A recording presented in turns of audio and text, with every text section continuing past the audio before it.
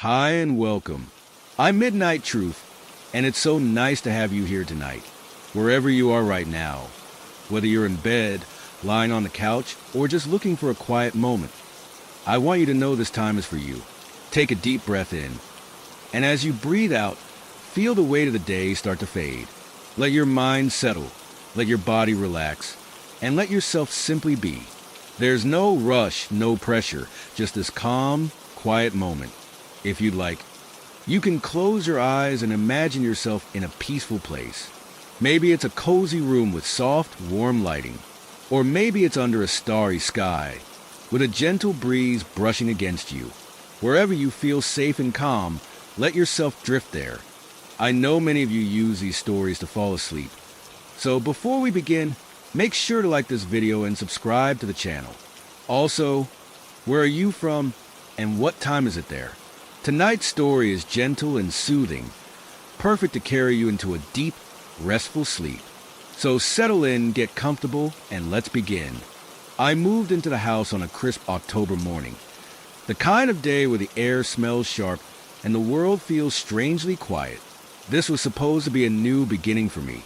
After the divorce, I'd packed what little I had left into the back of a rental truck and headed to this small town. New town, new life, new me. That was the plan. The house was perched at the end of a narrow street, surrounded by crooked, leafless trees. The paint was peeling, the windows clouded with grime, and the porch swing creaked every time the wind blew. The realtor had called it a historic property with potential. I called it affordable. It wasn't perfect, but it was mine.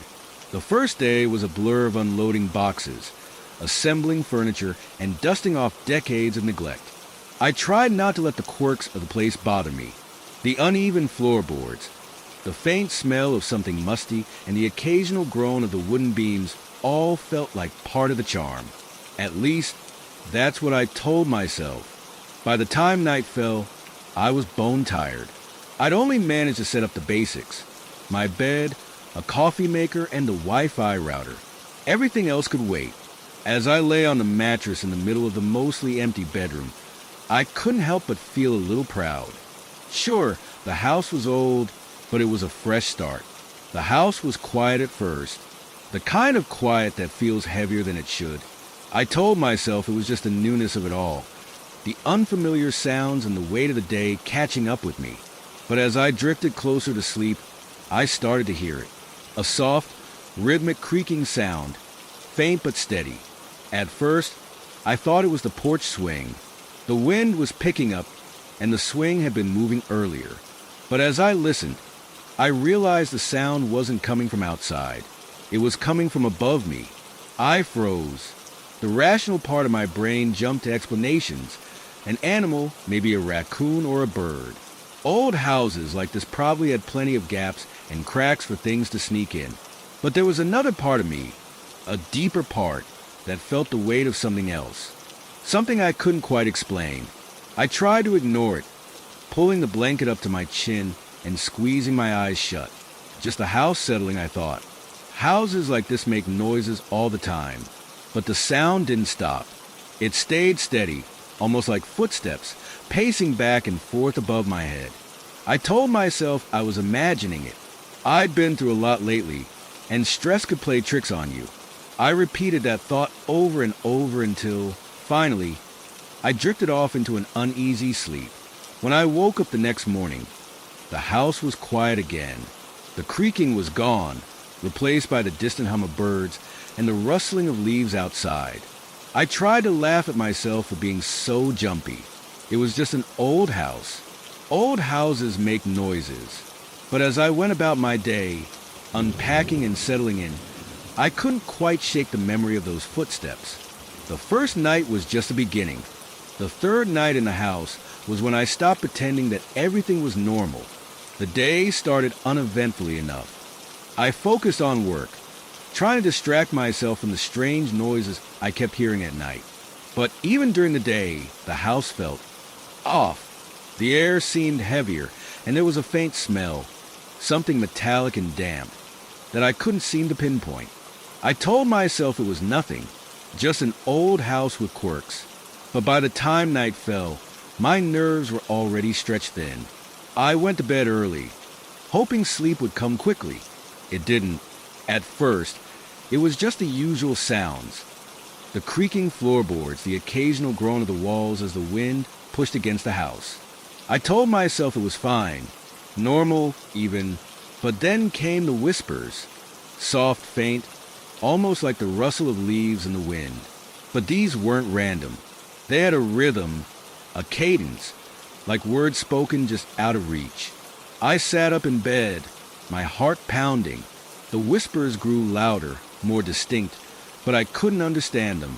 They weren't in English, or at least not any English I'd ever heard. I grabbed my phone, fumbling to turn on the flashlight. The pale beam of light cut through the darkness, revealing nothing but the familiar shape of my bedroom. Still, the whispers continued, drifting through the air like smoke. Then they stopped. The silence was worse. It pressed in around me, heavy and suffocating. I stayed frozen for what felt like hours, my eyes scanning every shadow. When I finally mustered the courage to get up, I checked the entire house, every room, every closet, every corner. There was nothing. The next morning, I decided I couldn't ignore it anymore.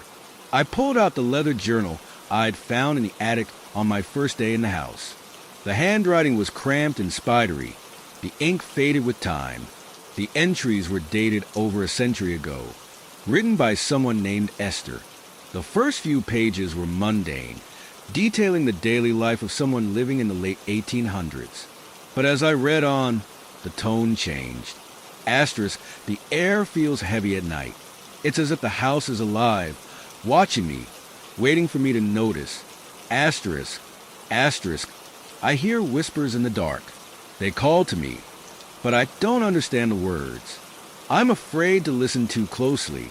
Asterisk, asterisk, William says the markings will protect us, but I feel no safer. The hollow grows stronger every day. I can feel it beneath us, pulling me closer. Asterisk, the hollow. That phrase appeared over and over again in the journal, always in connection with fear, with shadows, with something lurking just out of sight. One entry in particular sent a chill down my spine. Asterisk, I saw it last night. A shadow darker than the darkness itself. It stood in the corner of my room, watching. I didn't dare move. I didn't dare breathe. It wants me. I know it does. Asterisk, I slammed the journal shut, my hands trembling. The whispers, the footsteps, the shadow I thought I'd imagined in the corner of my room the night before. It was all in the journal, written over 100 years ago. I wasn't imagining things. That night, as I lay in bed, I tried to ignore the sounds, but the whispers came back, louder this time, and with them, the shadow. It stood in the corner of my room again, just like Esther had described. It didn't move, but I could feel its presence, heavy and suffocating. I didn't sleep at all that night. By the fourth night, fear had become a constant companion. I spent most of the day trying to convince myself I wasn't losing my mind, but the journal's entries were impossible to ignore. Esther had experienced the same things. The whispers, the shadows, the feeling of being watched. And I knew now that whatever haunted this house hadn't left. That evening, I avoided going upstairs for as long as I could. I lingered in the kitchen, scrolling aimlessly on my phone, pretending I wasn't dreading the night ahead. But eventually, exhaustion won out. I climbed the creaky staircase, feeling the weight of the house pressing down on me with every step. As I reached the landing, a chill ran through me. The air was colder up here, almost icy, and I could feel the fine hairs on my arms standing on end. My bedroom door was slightly ajar, even though I knew I'd closed it. Pushing the door open, I hesitated. The room felt wrong. The shadows were deeper, the corners darker, as if the light from my bedside lamp couldn't quite reach them. I crawled into bed, pulling the blanket tightly around me, and stared at the ceiling. The house was quiet for a while, but I couldn't relax. My eyes kept drifting to the corner of the room, the one where I'd seen the shadow the night before. Hours passed. The clock on my phone read 3:12 a.m. when I heard it again. The soft, rhythmic creak of footsteps in the hallway. My chest tightened. I held my breath, straining to listen as the sound grew louder, closer. And then it stopped. The silence was deafening, stretching on for what felt like an eternity. My heart hammered in my chest as I waited, every nerve in my body screaming at me to run. But I didn't have to wait long. A faint, almost imperceptible sound broke the silence. A soft, shuffling noise, like fabric brushing against wood. It was coming from inside the room. I didn't want to look. Every instinct told me to keep my eyes on the ceiling, to pretend I didn't notice. But something stronger, some terrible, morbid curiosity, forced me to turn my head. At first, I didn't see anything. The room was still, the shadows unmoving. But then I saw it. In the corner, where the light didn't reach, something shifted. A shape, darker than the shadows around it, detached itself from the wall and began to move. It wasn't walking. It glided, silent and smooth, across the room. I couldn't breathe. I couldn't move. The figure stopped at the foot of my bed, and for the first time, I felt its presence fully. The air grew colder, heavy with a weight I couldn't explain. My breath came out in shallow gasps, and my chest tightened as though an invisible hand was pressing down on me. It didn't speak, but I could feel its intent. An overwhelming sense of malice, of something ancient and hungry. And then it leaned forward. I felt the bed shift, the mattress dipping under a weight that shouldn't have been there. The blankets were pulled tight against my body, pinning me down. I wanted to scream, but no sound came out. The only thing I could do was close my eyes and pray it would go away. I don't remember falling asleep, but when I opened my eyes again, the room was empty. The shadow was gone, and the house was silent once more. But I knew it wasn't over. This house wasn't just haunted. It was alive, and it wanted me to stay. By the 5th day, I was running on fumes. Sleep was impossible. My nerves were frayed, and every creak or groan in the house felt like a threat. The journal was my only anchor now, a lifeline to understanding what I was dealing with. I spent the morning reading more of Esther's entries. The deeper I got, the darker her words became. Asterisk, William has grown obsessed. He spends hours in the basement, muttering over his books and drawing those terrible symbols. He says they are for protection, but I can feel the house growing colder, hungrier. Asterisk, the whispers don't stop. They follow me from room to room, even in daylight. Last night, I heard my name, asterisk. I slammed the journal shut, unable to read more. The mention of the basement sent a shiver through me. I'd avoided going down there since moving in, partly because the single light bulb didn't work, and partly because I didn't want to see what kind of horrors an old house like this might be hiding. But now, I didn't feel like I had a choice. The basement door was at the end of the hallway, hidden behind a sagging curtain. The doorknob was cold to the touch, and the smell hit me the moment I opened it. Damp earth and something faintly metallic. The stairs creaked as I descended, the dim beam of my flashlight barely cutting through the gloom. The basement was unfinished, with dirt floors and stone walls that dripped with moisture. And there, in the center of the room, was a circle of symbols etched into the ground. They were faded but still visible, intricate, looping patterns that seemed to twist and shift in the light. A cluster of burnt-out candles surrounded the circle. Their wax melted into the dirt. I crouched down, my heart pounding, and traced one of the symbols with my finger. It felt warm, as though the ground itself was alive. That's when I noticed the sound. It was faint at first, a low hum that seemed to come from beneath the floor. I pressed my ear to the dirt, and the sound grew louder. Whispers, a chorus of voices overlapping and echoing in the darkness. I scrambled back, my hands shaking. Esther's words flashed in my mind. Asterisk, the hollow grows stronger every day. I can feel it beneath us, pulling me closer. Asterisk, the whispers grew louder, more urgent, as if they knew I was there. I backed toward the stairs, my flashlight shaking in my hand, but then the ground shifted beneath me. It wasn't an earthquake. It felt deliberate, as though something was moving beneath the surface. I bolted up the stairs, slamming the basement door behind me. My chest heaved as I tried to catch my breath, but the whispers didn't stop. They were everywhere now, seeping through the walls, echoing down the hallway, filling every corner of the house. I ran to the bedroom and grabbed the journal, flipping to the final entries. Asterisk, it's too late. William has opened the hollow. He said it would protect us, but it lied. It wants us. It wants me. Asterisk, asterisk, if anyone finds this, leave. Don't stay. Don't listen to the whispers. Burn the house if you must, but don't let it take you. Asterisk. My hands shook as I read the last line. Asterisk, it's here.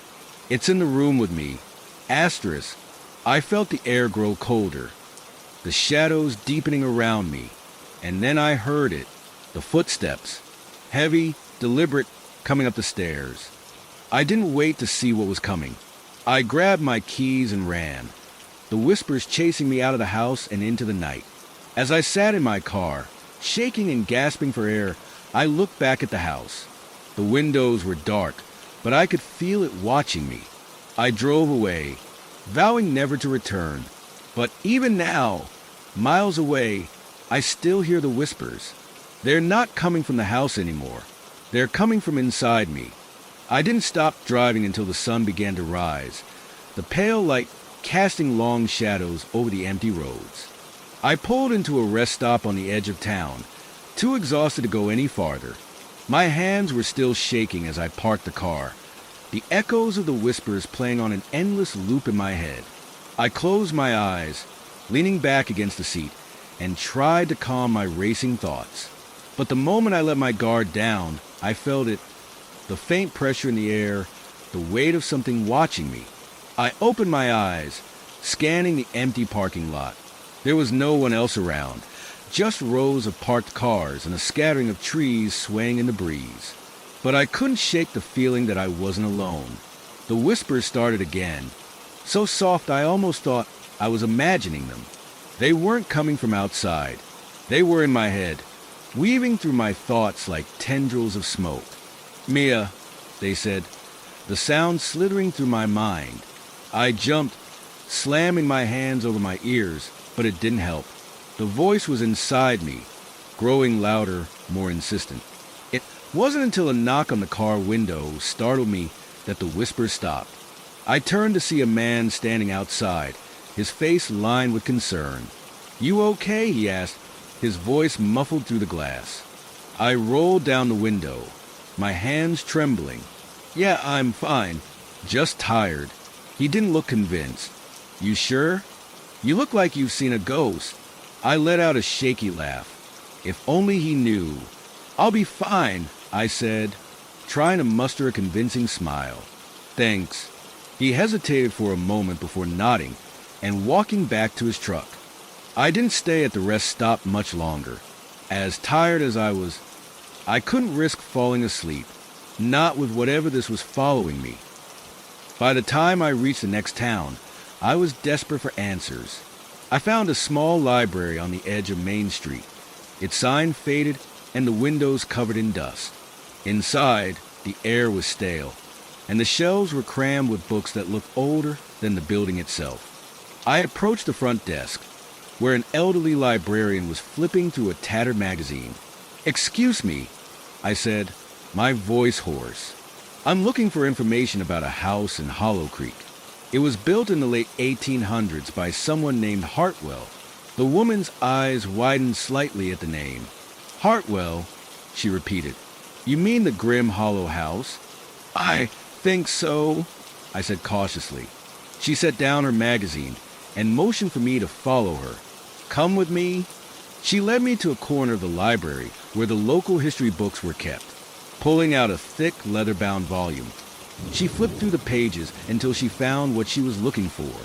"This is the Hartwell family," she said, pointing to an old photograph. A man with hollow eyes and a stern expression stood in the center, surrounded by his wife and 3 children. They were strange, the librarian said. William Hartwell was obsessed with the occult. People in town avoided him, but rumors spread. They said he was trying to open a doorway to another world, something he called the Hollow. I felt a chill run down my spine. What happened to them? She hesitated, her fingers tracing the edge of the page. The whole family disappeared one night. No one knows what happened, but some say Hartwell succeeded. That he opened the doorway and unleashed something he couldn't control. I swallowed hard, my throat dry. And the house.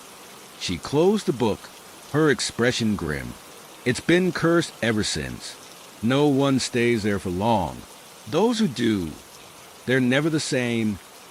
I left the library with more questions than answers. The whispers were quieter now, but they hadn't disappeared. They were waiting, lurking just beneath the surface. That night, I checked into a small motel, hoping the distance would keep whatever was haunting me at bay. But the moment I closed my eyes, I felt it again, that crushing weight, the cold air, the sense of being watched. And then I heard it, a knock on the motel door. 3 slow, deliberate knocks, each one sending a jolt of fear through me. I didn't move. I didn't breathe. The knocks came again, louder this time. I finally mustered the courage to get up and peek through the peephole. But when I looked, there was no one there. The whispers started again, louder than ever, filling the room with their dark, insidious presence. "Mia," they hissed, "you can't run." I stumbled back, clutching my head as the sound grew unbearable. The walls seemed to close in around me, the air growing colder and heavier by the second. And then, just as suddenly as they'd started, the whispers stopped. The room was silent again, but I knew it wasn't over. The Hollow had found me, and it wasn't going to let me go. The next morning, I left the motel in a daze. Sleep had been impossible, and my body ached with exhaustion. The whispers were quieter now, but they hadn't gone away. They lingered in the corners of my mind, faint and insidious, as if waiting for the right moment to strike. I needed answers. The librarian's words kept replaying in my head. Asterisk, no one stays there for long. Those who do, they're never the same. Asterisk, but what did it mean to be never the same? Was I already slipping into that category? I found myself driving aimlessly, the weight of fear pressing down on my chest. Eventually, I pulled into a small diner off the highway, hoping a cup of coffee might help clear my head. The place was nearly empty, save for a waitress behind the counter and an elderly man nursing a cup of tea in the corner.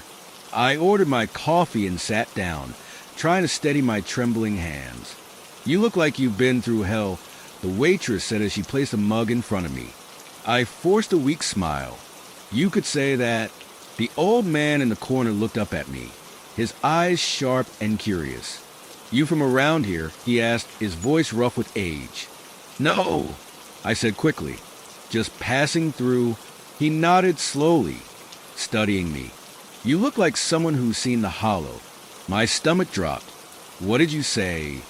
He leaned forward, his voice lowering to a near whisper. "The Hartwell house. Grim Hollow. It's got its hooks in you, doesn't it?" I didn't respond, but the look on my face must have given me away. "I've seen it too," he said. "Years ago. Stayed there one night. That was all it took." "What happened to you?" I asked, my voice barely audible. He chuckled darkly. "The same thing that's happening to you now. The whispers, the shadows, the feeling that no matter how far you run, it's always right behind you." My heart pounded in my chest. How do I make it stop? His expression grew serious. "You don't. The Hollow doesn't let go. It's not the house that's cursed, it's you. Once it's marked you, there's no escaping it." I stared at him, my mind racing. "There has to be a way," I said. "Something I can do." He shook his head. "I tried everything, priests, psychics.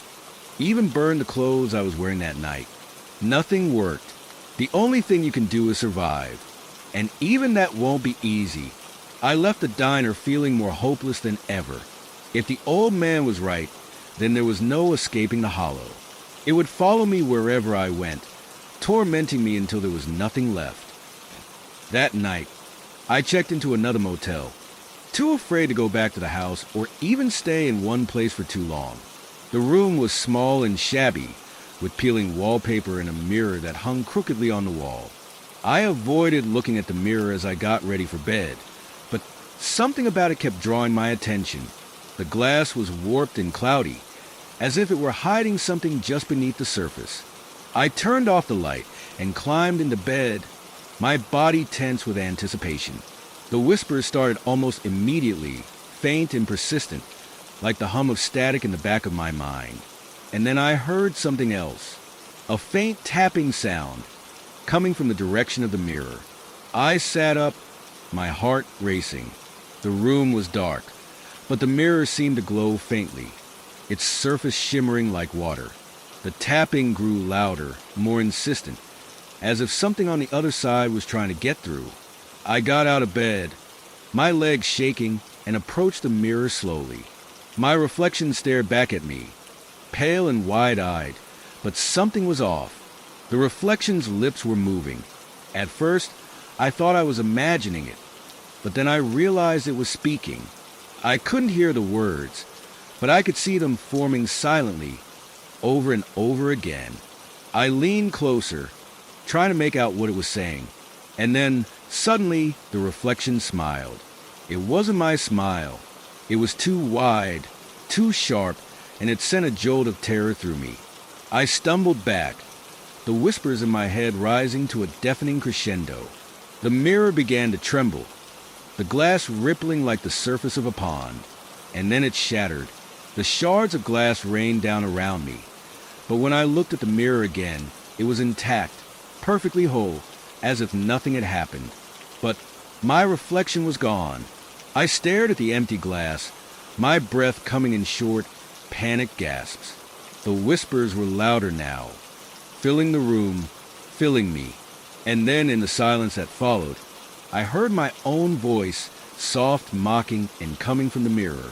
"You can't escape me, Mia," it said. I didn't sleep that night.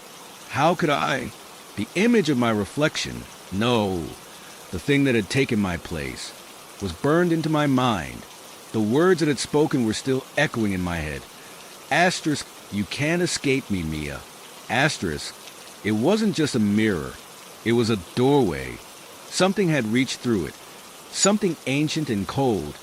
And I knew now that it had been watching me for far longer than I had realized. I left the motel early, unable to stay in the room another minute. The whispers followed me, soft and insistent, tugging at the edges of my consciousness. It felt like they were trying to speak directly to me now, urging me to listen, to understand, but I refused to acknowledge them. The more I focused on them, the more they intensified. But the further I drove, the more the air seemed to thicken around me. It was as if I could feel the presence of something just behind me, just out of sight but always there waiting. I ended up back in Hollow Creek, though I didn't consciously choose it. My hands had driven me here, my mind too tired and confused to fight it. There was something about this place, the way it held me, as if it were alive and pulling me back, beckoning me to uncover whatever I had left behind. I parked a few streets away from Grim Hollow House. From here, it looked as decrepit as I remembered. Its windows shattered, the once proud columns now sagging and worn. The house seemed to breathe with an unnatural energy, as if it had a pulse of its own. I stepped out of the car, the cold air wrapping around me like a vice. The whispers were louder now, a chorus of voices overlapping, growing louder the closer I got to the house. I had to know. I had to confront whatever was waiting inside. The door creaked open when I pushed it, the sound like a warning bell in the quiet of the morning. The inside was just as I remembered, dusty and decaying, the floorboards groaning under my weight. The smell of mildew filled the air, but underneath it was something worse. Something that made my stomach churn, like decay or rot. I didn't have a plan, but I moved instinctively toward the stairs. The floorboards groaned beneath me as I climbed, the house seemingly protesting my presence. The moment I reached the second floor, the temperature dropped. The air grew thick, as though something heavy was pressing down on me. I felt the weight of 100 eyes watching me, and the whispers, so many voices now, filled my mind. I couldn't block them out anymore. They spoke in unison. Asterisk, it's too late. You're already here. You never left. Asterisk. I stumbled toward the bedroom, where everything had started. The bed, the same as it was, the shadows hanging in the corners. But now, the room was different. It felt more alive, more aware. Something was wrong with the walls.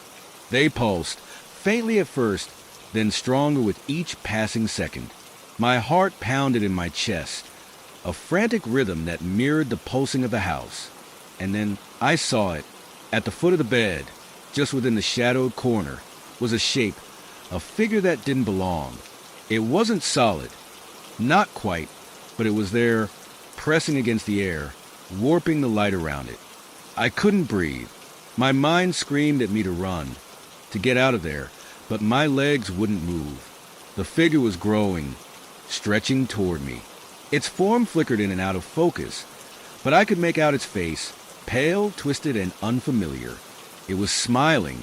Suddenly, the temperature dropped even further. I could feel the cold creeping into my bones, paralyzing me.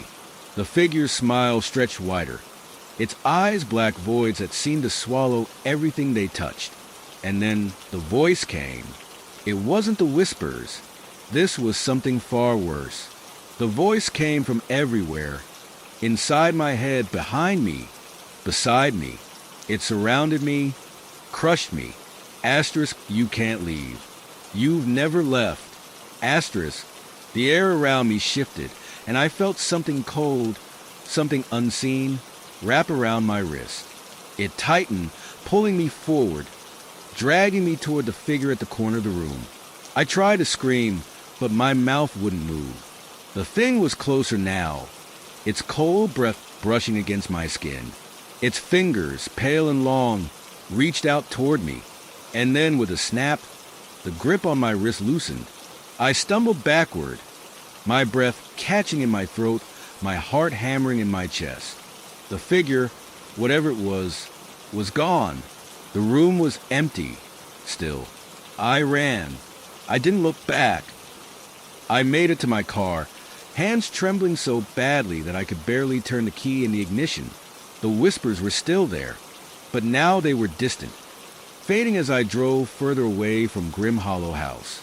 But deep down, I knew it wasn't over. The Hollow had found me, and no matter how far I ran, it would always be there waiting. I couldn't breathe. The pressure on my chest intensified, and I struggled for air, clawing at my throat as if that would make the suffocating weight disappear. My heart raced, and the world around me blurred, the edges of reality beginning to crumble. It's inside me. The thought hit me like a freight train. It wasn't just the house. It wasn't just the shadows or the figure. It was something deeper, something that had latched on to me, wrapped itself around my soul like a parasite, and was now suffocating the life out of me. I couldn't run anymore. I could feel it. The Hollow had marked me. I had been chosen, and now there was no escaping it. The cold grew unbearable, and I collapsed to the floor, gasping for air. My fingers dug into the carpet, desperate to hold on to something, anything, to keep myself tethered to reality. The whispers grew louder, closer. They were no longer in my head. They were all around me, a cacophony of voices that dripped with malice. Asterisk, you belong to us now. You will never leave. Asterisk, I clawed at the carpet, trying to crawl, but my limbs felt heavy, as if they were being pulled back by invisible chains. The room spun around me, and I couldn't tell where I was anymore, whether it was a motel room or Grim Hollow House. It didn't matter. I was trapped in the same place, caught in the same nightmare. Suddenly, the air shifted. The temperature plummeted even further, and the shadows in the corners of the room grew deeper, darker, until they seemed to stretch out toward me like tendrils of darkness. The edges of the room blurred, and I could feel something cold and wet on my skin, like fingers trailing across my face. It's here. I couldn't see it, but I could feel it, a presence, looming just behind me, waiting. The air crackled with a strange, unnatural energy, and then I felt it. A sudden, searing pain shot through my chest, like a branding iron pressing into my skin.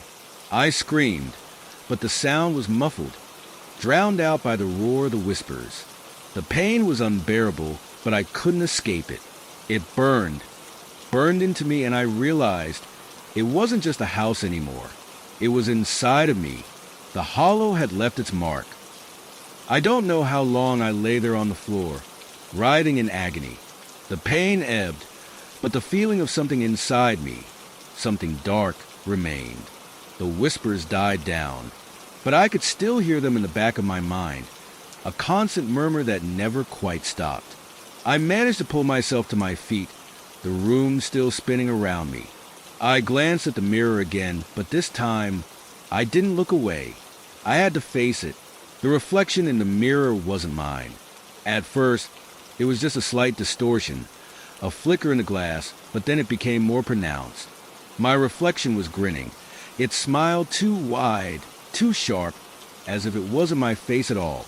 It was hollow, empty, its eyes dark pits that stared back at me with an almost knowing malice. "You're ours now," the reflection whispered, its voice distant but clear. I stumbled back from the mirror, my heart pounding in my chest. The whispers were louder now, but the reflection remained unchanged, still grinning at me with its twisted, unnatural smile. Asterisk, come back to us, Mia. You can't escape the hollow. Asterisk.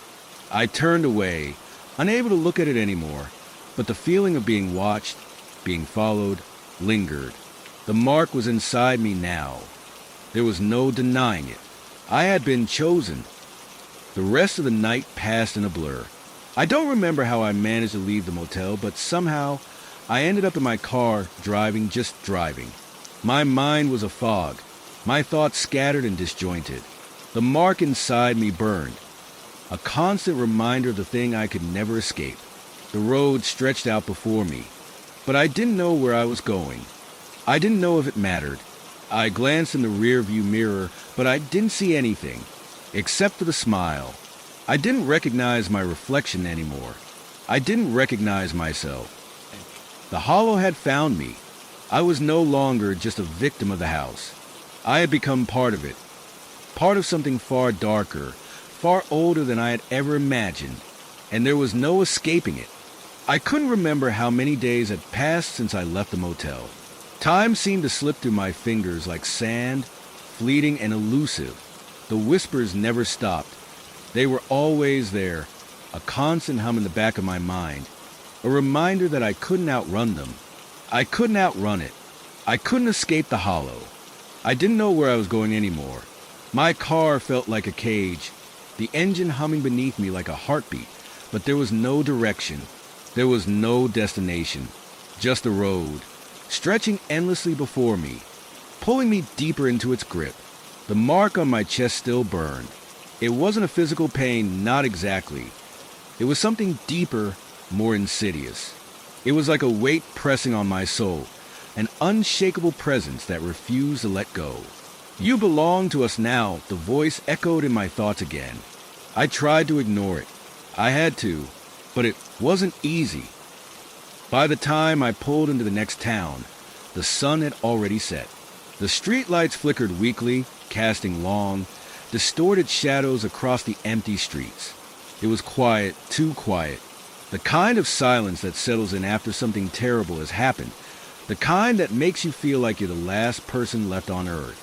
I parked the car in a small lot near an old diner, its windows dimly lit, offering a sliver of warmth in the otherwise cold night. I needed something, anything.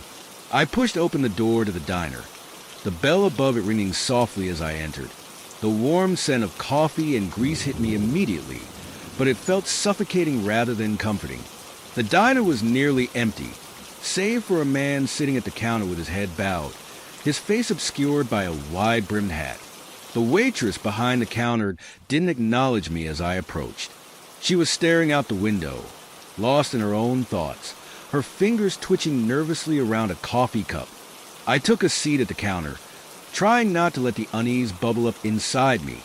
I needed to focus. I needed to figure out how to stop this, how to escape. The waitress finally turned to me, her face pale, her eyes hollow. She looked tired, as if the weight of the world had settled on her shoulders. "Coffee?" she asked in a hollow, monotone voice. I nodded, forcing a smile. "Please." As she poured the coffee, I noticed the man at the counter hadn't moved. His head was still bowed, but now I could see something glimmering in his hand, a small, silver pendant. It looked familiar, like something I had seen before. I didn't want to ask, but I couldn't stop myself. "Excuse me," I said, my voice barely above a whisper. "What's that pendant?" The waitress glanced at it, then quickly looked away. Her face grew even paler, her fingers trembling around the coffee pot. "That's," she swallowed hard, "that's the mark, the one they all wore." My heart skipped a beat. The mark, the one from my chest. "The mark of the hollow," she added, her voice barely audible. I felt the world tilt on its axis. I leaned in closer, my pulse quickening. "What do you mean?"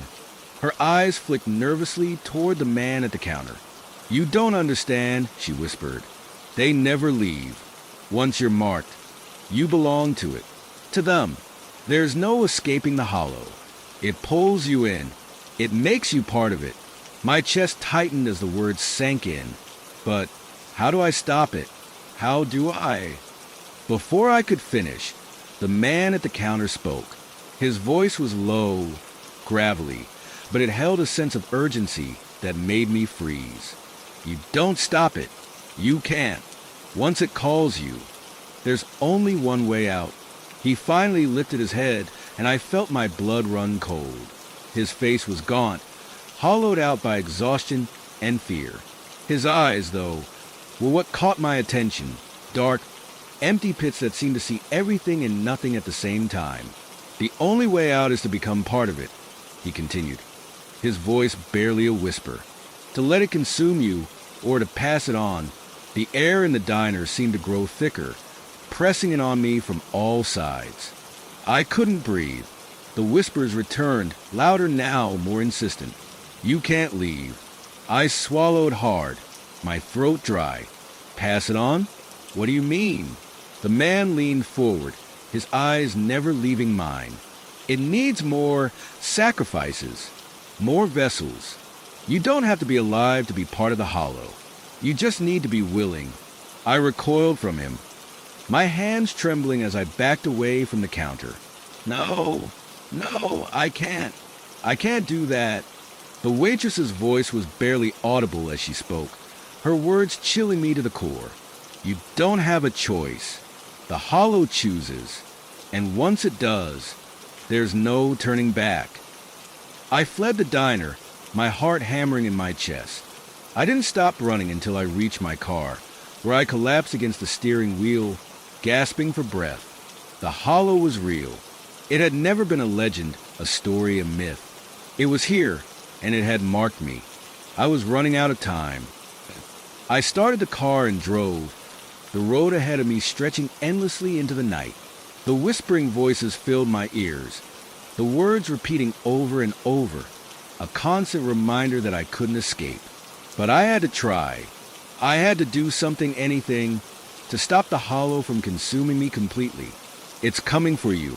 The road twisted and turned beneath me, but it didn't matter. The hollow had already caught me in its grip. I didn't know how much longer I could keep running. The hollow was a part of me now, a shadow that clung to me no matter where I went. It followed me like an invisible chain, tightening with every passing second. The whispers were deafening now, louder than my thoughts, louder than my heartbeats. "You belong to us. You will never leave." I could feel it, The mark had burrowed so deep inside me that I couldn't tell where it ended and I began. It wasn't just a curse. It was inside me. It had woven itself into my very soul, suffocating me, taking root in every inch of my body. I could hear it calling, "Asterisk, come back, Mia. Come home, asterisk." I didn't know where I was driving. The road had become a blur, the headlights cutting through the darkness like knives. The night seemed to stretch on forever, and I couldn't escape the feeling that something was waiting for me at the end of the road. The hollow had marked me, and now it was coming for me. I thought about the man in the diner. I thought about the waitress, her hollow eyes, her trembling hands. They had been part of it. They had become the hollow, just like the others. They had passed it on, and now it was my turn. I pulled over to the side of the road, my hands trembling as I reached for the door. I couldn't stay in the car. I couldn't let the hollow close in on me any more than it already had. But the moment I stepped out into the night air, I realized it was too late. I was already surrounded. The whispers were louder now, almost deafening. They filled my ears, my mind, until I couldn't tell where they came from anymore. It was as though the entire world was speaking in that voice, low, guttural. 1,000 voices layered on top of each other. Asterisk, come back. You belong here. You will never escape, asterisk. I turned, and for the first time in days, I saw it. The shadows were shifting in the trees ahead, moving in ways that couldn't be natural. The air around me grew colder, and the ground beneath my feet seemed to sink, pulling me deeper into the earth. The trees were twisted and gnarled, their branches reaching toward the sky like skeletal hands. And there, standing in the center of it all, was the figure, the one I had seen in the house, the one that had been waiting for me. It didn't have a face, not really, just darkness, a shape that moved with unnatural fluidity, as if it wasn't entirely of this world. Its presence pressed down on me, a suffocating weight that made it impossible to breathe. I wanted to run. I tried to, but my body wouldn't obey. My legs were frozen in place. My feet stuck to the ground as if the earth itself was holding me there. The figure took a step forward, its presence looming over me like a storm cloud. Asterisk, you're here. You're ours, asterisk. I could feel it now, the weight of the hollow, of the thing that had been waiting for me. The darkness wrapped around me, pulling me in. The air grew colder still, and I could see my breath misting in front of me. And then, just as I thought I might drown in the cold, the figure moved. It didn't come at me like a person. It wasn't a person. It was a thing that moved in impossible ways, its form shifting and bending with every step. It was everywhere and nowhere all at once. I felt its presence closing in on me, tightening around me like a vice. The whispers filled my ears, louder now, impossible to ignore. Asterisk, you're ours, Mia. Come home, asterisk.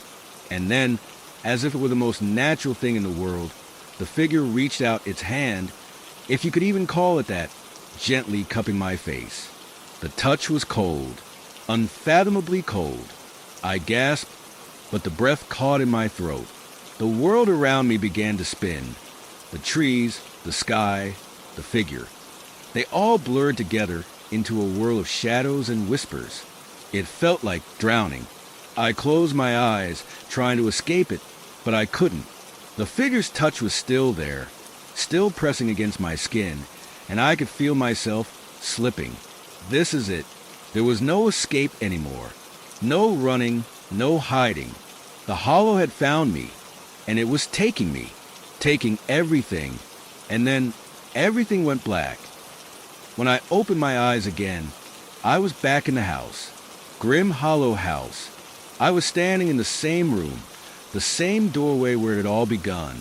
The shadows in the corners of the room seemed deeper now, more oppressive, and standing in front of me was a figure, its form more solid than before, more real. Its smile stretched wide, its eyes black pits that seemed to pull me in. Asterisk, welcome home, Mia. Asterisk. I wanted to scream, to run, but I couldn't. The hollow had me now. I was part of it, forever. The last thing I heard before everything went silent was a whisper in my ear. Asterisk, you're not the first, Mia. You won't be the last. Asterisk. And then everything disappeared. Story 2. I didn't expect much from the old house. It was just a place to crash while I figured out my life again after the divorce. It was cheap, quiet, and had just enough space for me to breathe. I had no illusions about it being perfect, but it would do. That's all I needed. Something that wasn't the cramped apartment I had left behind. The house wasn't much to look at, a 2-story, weather-beaten structure with peeling white paint and a sagging porch. There was a garden, though, tangled with weeds and overgrown ivy. I figured I'd tackle it once I settled in. I pulled my boxes through the creaky front door and did a quick sweep of the rooms. Dust in every corner, but the floors weren't too bad. The kitchen was oddly bright, with sunlight streaming in through the half-drawn curtains. It felt like I could make it work. I went about my day unpacking, putting things in place. It was only when the sun started to dip that I began to notice the sounds.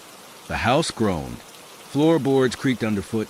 The wind rattled the windows, and somewhere deep in the walls, there was a rhythmic tapping, almost like a heartbeat. But it was nothing out of the ordinary for a house of its age, right? I shrugged it off, told myself to stop being so jumpy. As I was dragging a box of old clothes up to the second floor, I bumped into the neighbor next door, Lena, I think her name was. She was middle-aged, wearing a flowered dress, her eyes squinting a little in the fading light as she looked me over. New to the area, huh? She asked, her voice low and raspy. Yeah, just moved in, I replied, trying to sound friendly, though I wasn't much of a conversationalist. She nodded, her gaze flicking over to my house. You're braver than most. I raised an eyebrow. What do you mean? She hesitated, as if considering whether to say more. The house. Grimwood Place. It's got a bit of a reputation. People say it's cursed. I chuckled, trying to brush it off. Curse? I think you're exaggerating. Her expression didn't change. Maybe, but just ask the folks who used to live there. They left in a hurry, you know. One of them even ran out in the middle of the night, babbling about footsteps and whispers. And that smell? No one's been able to get rid of it. She didn't wait for me to respond, just gave me a half-hearted smile and walked away. I stood there for a moment, wondering if she was just trying to freak me out. People love gossiping in small towns, and this was probably no different. I went back inside, rolling my eyes at myself for being so easily unsettled. As night fell, I settled into bed. The house creaked and groaned like an old man trying to get comfortable, but I was used to it. Still, every now and then, I'd hear a sound that felt a little off. A muffled thud, the faint sound of footsteps above me. I told myself it was just the house settling. That's all it was. That's all it could be. The first few nights were uneventful. I slept, ate, and went about my business. I didn't expect anything different. But then it happened. Something I couldn't quite explain. It was around 2 a.m. when I first heard it. A soft, rhythmic thudding, like footsteps. Slow, deliberate, moving across the floor above me. I froze, straining my ears. There was no way anyone else was in the house. The place was supposed to be empty, except for me. I sat up, heart racing. I told myself it was just the house again. Old houses did that, right? The settling noises, the creaking floorboards. But this wasn't like the usual sounds. This was deliberate. It felt like someone was walking just above my head. I stood and went to the stairs, slowly creeping up toward the second floor. The noise stopped as I reached the landing, and I felt a sudden rush of cold air, even though the house had been warm all evening. I looked around but saw nothing unusual. Get a grip, I muttered to myself. It's just a house? I turned back to the stairs, but as I did, the sound came again. The footsteps, slow and heavy. They echoed in the silence, growing louder, moving toward me. I could feel my heart thumping in my chest. I didn't wait to see what would happen next. I bolted back to my room, shut the door, and tried to sleep. I didn't hear anything else for the rest of the night, but that didn't mean I was at ease. The next morning, I tried to push it out of my mind, but the more I thought about it, the less I could shake the feeling that something wasn't right. There was something off about this house, and that smell.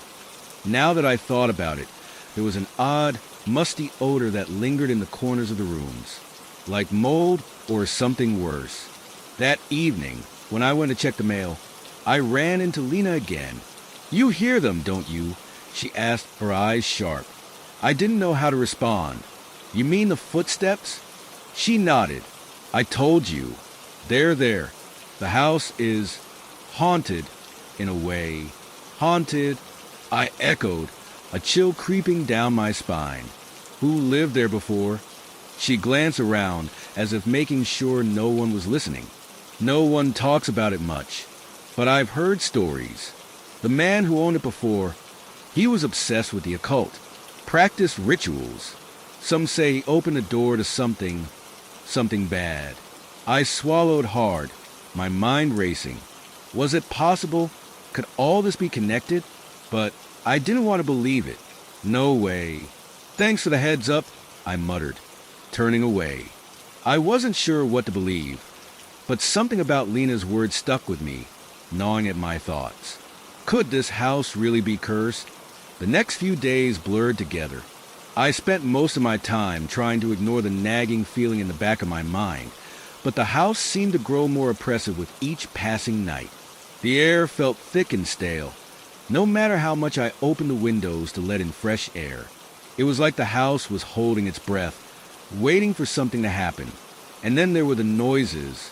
At first, I could dismiss them. Floorboards creaking, pipes groaning, the occasional bang from the old furnace in the basement.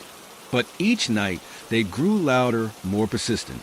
The footsteps were back, and this time, they weren't just upstairs. They were moving around the entire house. Sometimes in the walls, sometimes in the hallway. Slow, deliberate steps that echoed through the silence, making my skin crawl. One night, I woke up with a start. It was the middle of the night, and the air was so cold I could see my breath misting in front of me. I was wide awake in an instant, my heart pounding. The room felt wrong, too still, too quiet. I sat up in bed, straining my ears for the familiar sound of footsteps. But there was something else now, something I couldn't place. A whisper. It was faint, almost too soft to hear, but it was there, a low murmur coming from somewhere in the room. I held my breath, my entire body tense. The whisper was so close, like someone was standing right next to me, speaking just out of reach. I could feel the hairs on my neck prickle, a cold sweat forming along my spine. I shot out of bed, flicking on the light. The room looked normal, nothing out of place. I checked under the bed, in the closet, behind the curtains, nothing. But the air was different. It was heavier, like something had shifted. I couldn't shake the feeling that I wasn't alone. The next morning, I decided to do something I'd been avoiding. I went to the town library. I figured if anyone knew about the house's past, it would be the librarian. The town had a history, and this house was a part of it, whether I liked it or not. The librarian, an elderly woman named Mrs. Harper, didn't look up as I walked in, but I could see her eyes flicker toward me from behind her glasses. She was sorting through a stack of books, her fingers moving with a practiced ease. "Can I help you?" she asked, her voice slow and measured. I was curious about Grimwood Place, I said hesitantly, testing the name out loud. The house on Elm Street. I heard some strange things about it. Mrs. Harper paused, her hand lingering on a book. Slowly, she turned to face me, her expression unreadable. "Grimwood Place," she repeated softly, almost as if the name itself carried weight. "That's a place best left forgotten." I raised an eyebrow. "Why, what happened there?" She sighed, pushing her glasses up the bridge of her nose. "It's not a pleasant story. Grimwood Place has a history of strange happenings. The house has always attracted odd people. People who were drawn to things most folks don't understand. Things like what? I press. She hesitated, glancing over her shoulder as if checking for eavesdroppers. There was a man many years ago. His name was Richard Grimwood, the original owner. He was a scholar, but not the kind you'd expect. He became obsessed with the occult, with rituals and otherworldly forces. There were rumors about strange lights in the windows at night, about chanting, and, well, some say he opened a door to something that should have stayed closed. I felt a cold shiver run down my spine. What happened to him? Mrs. Harper's eyes darkened. Some say he disappeared. Others say he never left. There's a journal, somewhere in town, a record of his experiments. Some people think it's cursed. It's best not to dig too deep. I nodded slowly, the weight of her words sinking in. The house, the strange noises, the chill in the air, could all this really be tied to something supernatural? Or was I just letting my imagination run wild? Mrs. Harper leaned forward slightly, lowering her voice. Be careful, she warned. Not everyone who's lived in Grimwood Place has made it out the same. And not everyone's left at all. I left the library feeling more unsettled than ever. What had I gotten myself into? The house's past was starting to feel like a trap, a slow pull that was drawing me deeper into its web. And the worst part, I couldn't tell if I was already caught. I didn't sleep that night. It wasn't just the footsteps anymore, or the whispering sounds that seemed to hover at the edge of my hearing. It was everything. The heaviness in the air, the weight of the house pressing down on me.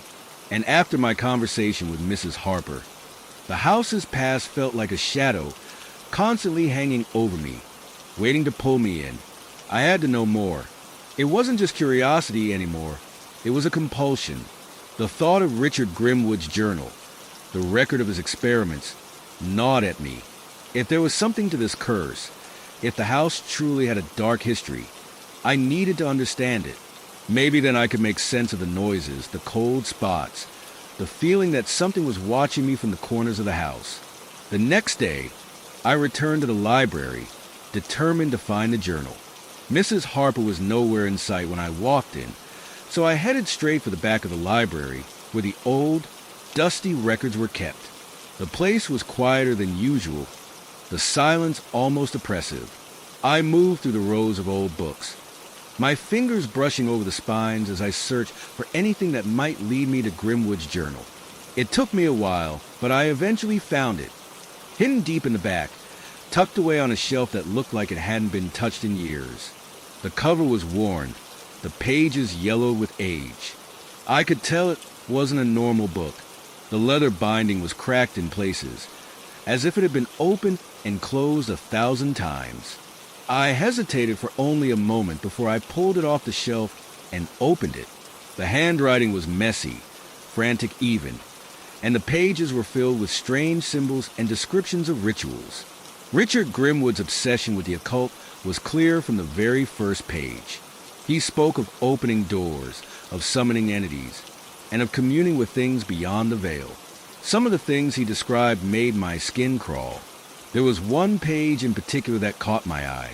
It was a detailed account of a ritual he had performed in the house, one that seemed to be linked to the house's foundation.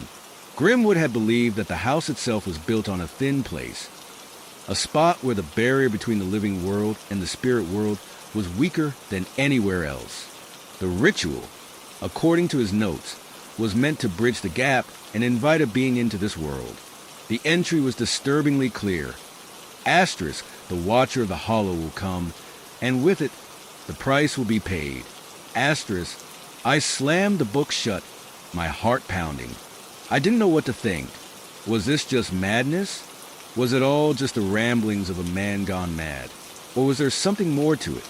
I couldn't deny that the strange things happening in the house had been getting worse, not better. But a creature, an entity, something that had been invited and it felt too real now. I needed answers.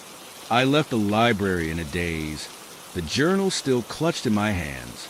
I didn't know where to go next or what to do, but I knew I couldn't keep running from the truth. The house, Grimwood's rituals, the curse. It was all tied together, and I couldn't ignore it any longer. When I got back to the house, I went straight to the attic. I don't know why, but something told me that's where I'd find the answers. The attic door creaked as I opened it. The smell of dust and old wood almost suffocating. The air was thick up there, heavy with the weight of forgotten things. I switched on the light, and as the bulb flickered to life, I saw it. A symbol drawn in chalk on the floor. It was almost identical to one of the symbols I had seen in Grimwood's journal. I knelt down, my breath catching in my throat as I ran my fingers over the faded markings.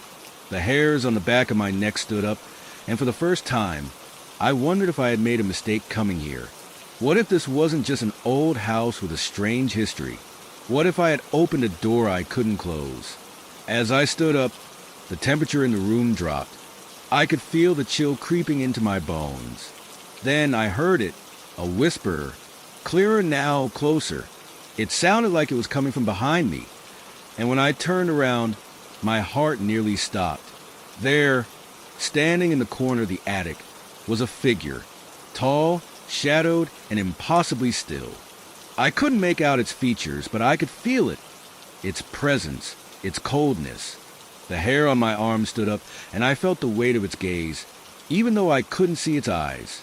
The footsteps started again, this time right behind me, echoing in the silence. I backed away slowly, my legs trembling. The figure didn't move, but the room felt suffocating. My chest was tight, my breath coming in short gasps. The shadows seemed to stretch, growing longer, pressing in on me. Then, just as suddenly as it had appeared, the figure was gone. The room was empty. The air was warm again, but my heart was still racing. I didn't stay in the attic any longer. I ran down the stairs, the journal still in my hands, and locked myself in my room. But I couldn't shake the feeling that whatever I had seen, whatever had been in the attic, was still here, waiting, and I couldn't help but wonder.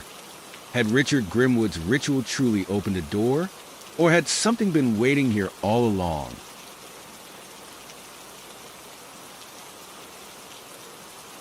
I couldn't sleep that night. Every time I closed my eyes, I saw it. The shadow in the attic, looming and silent, its presence still hanging heavy in the air. My heart raced in the dark, my mind replaying the sight of it over and over. The figure had felt so real, so close, but when I had turned around to face it, it had vanished as quickly as it had come. But I knew something had changed in the house. There was no doubt in my mind. It was like a presence had awoken, and it was watching me, waiting. I spent the next few hours pacing, trying to make sense of everything that had happened. The journal, the rituals, the whispers, the figure. Richard Grimwood had done something. Something that had torn a hole between worlds. Something that had let whatever was in that house slip through. The footsteps had gotten louder. They no longer moved just in the walls or upstairs. They were downstairs now, pacing the hallway outside my door.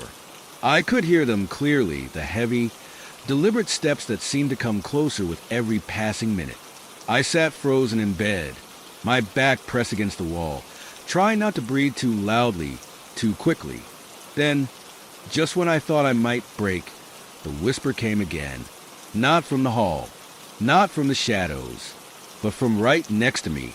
I turned slowly, my breath catching in my throat. It was there, just inches from my ear, its voice so faint, so cold. "You shouldn't have come." I shot out of bed, my legs unsteady as I scrambled to the door. I didn't think, I just ran.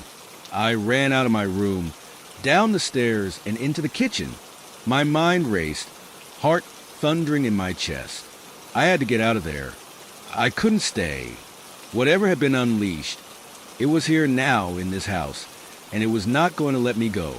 I grabbed my coat, threw open the door, and stepped outside, gasping for air. The cold night wrapped around me like a blanket, but it didn't comfort me. The hair on the back of my neck stood up, and I knew that whatever was in that house wasn't finished with me yet. I was halfway down the porch steps when I heard it, a sound I'll never forget. The unmistakable creak of the front door opening behind me. I turned quickly, my pulse racing, and there it was, the door slowly swinging open, as if pushed by an unseen hand. I didn't wait to see what came next. I ran, but as I reached the end of the street, I felt a sudden, icy coldness creeping over me. My skin tingled, and I felt the weight of eyes on me. Eyes I couldn't see, but I could feel. The footsteps, now louder, were right behind me, following in perfect sync with my own. I could feel the presence, its breath on my neck, but when I turned, there was nothing there. The street was empty, bathed in the dim light of a single street lamp. But I knew it was there, watching. I couldn't go back to that house. I couldn't stay there, not with it still inside. I thought about calling the police, but what would I tell them? That I was being haunted by something I couldn't explain? They'd think I was crazy, and I wasn't sure I wouldn't agree with them. I stumbled to the nearest payphone, my hands trembling as I dialed Lena's number. Maybe she knew something. Maybe she could help. The phone rang a few times before she picked up. Hello. Her voice was groggy, like I'd woken her. Lena, it's me. Something's wrong. I need to know more about Grimwood Place. What happened there? I can't stay in that house. It's haunted. She didn't respond at first, and I could feel the air thickening around me again. Something was wrong. I told you not to get involved, she said finally, her voice low and almost sympathetic. But you did anyway, didn't you? I gripped the phone harder, panic setting in. What do you mean? What happened? What's in that house? She paused again, and when she spoke, her voice was distant, like she was lost in thought. The Watcher, it's not a ghost. It's not a spirit. It's something worse. Something that never left. It's always been there, in the shadows, waiting for someone to come and open the door. My blood ran cold. I wanted to ask more, but I couldn't find my voice. The footsteps had stopped, but the feeling of being watched only grew stronger. Listen, Lena continued, there's nothing you can do. You can't fight it. The only thing you can do is leave and don't come back. I didn't wait to hear the rest. I hung up the phone and ran, not knowing where I was going, just away from the house, away from whatever was waiting for me. But as I ran, I heard something that I thought leaving Grimwood Place would be the end of it, but the feeling didn't fade. In fact, it only intensified as the days passed. Every time I closed my eyes, I could see the shadow in the attic, the cold presence pressing down on me. I couldn't shake the sensation of being watched, followed, hunted even. It was as if whatever had been inside that house had attached itself to me, following me wherever I went. I moved into a small apartment on the edge of town, hoping distance would bring relief. But the nightmares didn't stop. The whispers, the footsteps, the cold. Everything from Grimwood Place haunted me. Every time I thought I was alone, every time I thought I was safe, I would hear that familiar sound. A creak on the floorboards, a whisper in the dark. I told myself it was just my mind playing tricks on me. I had been through a lot. The stress of moving, the trauma of leaving the house, of the things I had seen and heard. It all must have caught up to me. But deep down, I knew better. I knew what I felt, and I knew what I heard. It wasn't my imagination.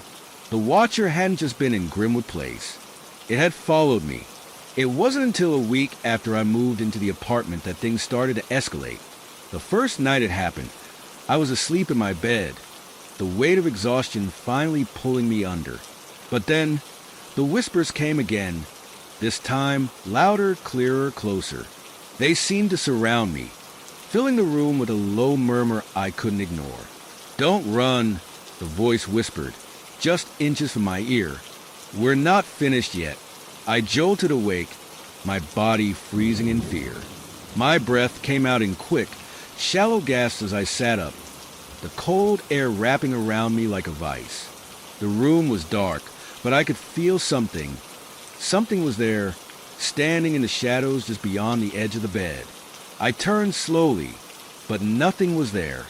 Still, the weight of its presence lingered, suffocating, pressing it on me from all sides. I scrambled out of bed and ran to the light switch, flicking it on. The room was empty, silent, but I could still feel it, the sense that I wasn't alone. I didn't sleep that night. I couldn't. And the next day, I began to notice more. Small things at first, objects out of place, the temperature dropping for no reason, shadows that seemed to move in the corners of my vision. I tried to brush it off. I told myself it was just the stress. I was tired. I had been through a lot, but deep down, I knew it wasn't just me. The worst part came a few days later. I had been cleaning the apartment when I noticed something strange in the corner of the living room. An old, dusty book wedged behind the couch. It didn't belong to me. I hadn't seen it before, and when I pulled it out, I froze. It was Grimwood's journal. How had it gotten here? How had it followed me? I opened it, my hands trembling. The pages were as frantic and disordered as before. Grimwood's obsession with the occult, his experiments, the rituals, it was all there, just as I remembered. But as I flipped through the pages, I found something new, an entry at the end that wasn't there before. Asterisk, the watcher is not bound to the house. It is bound to the one who opens the door. And once it has claimed you, it will never let you go. It will follow you. It will wait for you until you come back. Asterisk, my blood ran cold. This was it, the truth. The watcher hadn't just been tied to Grimwood Place. It had been tied to me all along, and it wasn't finished. It wanted something from me. It needed me to return. I tried to tell myself I was wrong, that I was just imagining things. But deep down, I knew the house wasn't done with me. The watcher wasn't done with me. That night, I couldn't ignore it any longer. I knew I had to go back. I had to face whatever was still waiting for me at Grimwood Place. I didn't have a choice. The terror in my chest, the relentless whispers, the footsteps, they were all pulling me back. The watcher wouldn't leave me alone until I did. I packed a bag and drove back to town, my hands shaking on the steering wheel. My mind raced with a million thoughts, but they all led to one conclusion. I had to go back to Grimwood Place. I had to confront whatever was waiting for me there. As I pulled up to the house, I felt the weight of it all. The house looked the same, old, decaying, as if time had forgotten it. But I knew better now. The house wasn't just a building. It was a trap, a place where the line between this world and something darker had been torn apart. I stood at the front door for a long time, the fear in my chest making it hard to breathe. But eventually I turned the handle and stepped inside. The house was colder than I remembered. The air was thick with dust, and the floorboards groaned under my weight. But it wasn't the house that was the problem anymore. It was the thing inside of it. I didn't know what I was expecting. Maybe nothing. Maybe everything. But when I reached the living room, I saw it. Standing in the center of the room, a figure cloaked in shadow. Its shape indistinct, but its presence overwhelming. It was here, waiting for me, just like it had always been. And it spoke. "You've come back," it whispered. Its voice like 1,000 voices, all speaking at once. "Now! The price will be paid." I couldn't move. I couldn't breathe. The watcher was here, and it wasn't going to let me leave again. I couldn't breathe. The darkness in the room seemed to press in on me from all sides, suffocating, crushing. My legs were like lead. My body frozen in place as I stared at the figure standing in the middle of the room. It wasn't a human shape, not fully anyway. It was more like a shadow, something that existed between the cracks of reality, something that shouldn't be. Its form shifted and morphed, never staying the same for more than a second, but I could feel its eyes on me, watching, waiting. The air grew heavier, colder. I could see my breath misting in front of me, but it wasn't the chill of the night. It was something deeper, something unnatural. "You've come back," the watcher whispered again, its voice like the sound of distant thunder, echoing in my skull. "You knew this day would come." I wanted to run. I wanted to scream, to escape, but my body wouldn't move. It felt like something was holding me in place, like the house itself was pressing down on me, keeping me here. I thought of the journal, of the rituals, of Richard Grimwood's final warning. The Watcher wasn't just tied to this house. It was tied to me. It had been waiting for me to return, to fulfill the curse. The price. But what was the price? Do you think you can escape it? The Watcher's voice was louder now, sharper, like nails scraping against glass. You belong to me. You've always belonged to me. A tremor ran through my body as the room seemed to warp around me. The walls began to bend and stretch, the shadows flickering and twisting like living things. I wanted to scream, but the words wouldn't come. And then I heard it, the footsteps, heavy, deliberate, moving slowly through the house. Closer, closer, until I felt the floorboards creak beneath their weight. I turned my head, but nothing was there, nothing but darkness. The Watcher laughed, a low, guttural sound that seemed to reverberate in my bones. You think you can run? You think you can hide? There's nowhere to go. Not anymore. The temperature dropped even further, and I could see the shadows on the floor grow longer, stretching toward me, reaching out like tendrils. My heart pounded in my chest, my throat tightening as if I couldn't swallow. The whispers had returned, surrounding me, speaking in a language I couldn't understand, but the meaning was clear. I was trapped. I wanted to fight, to break free, but I knew it was futile. The Watcher was too strong. It was in the house, in me, and there was no escape. Please, I whispered, the word escaping my lips without thinking. What do you want from me? The Watcher tilted its head, its form shifting in the darkness. Your soul, your fear, your life. It took a step toward me, and for the first time, I could feel it, its cold, suffocating presence closing in on me. The floor creaked under its weight, but it didn't move like a person.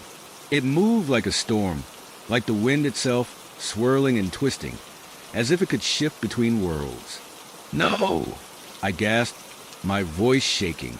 I'm not your sacrifice. The Watcher's laughter grew louder, more intense. You were always meant to be. You were always meant to come back. You have no choice.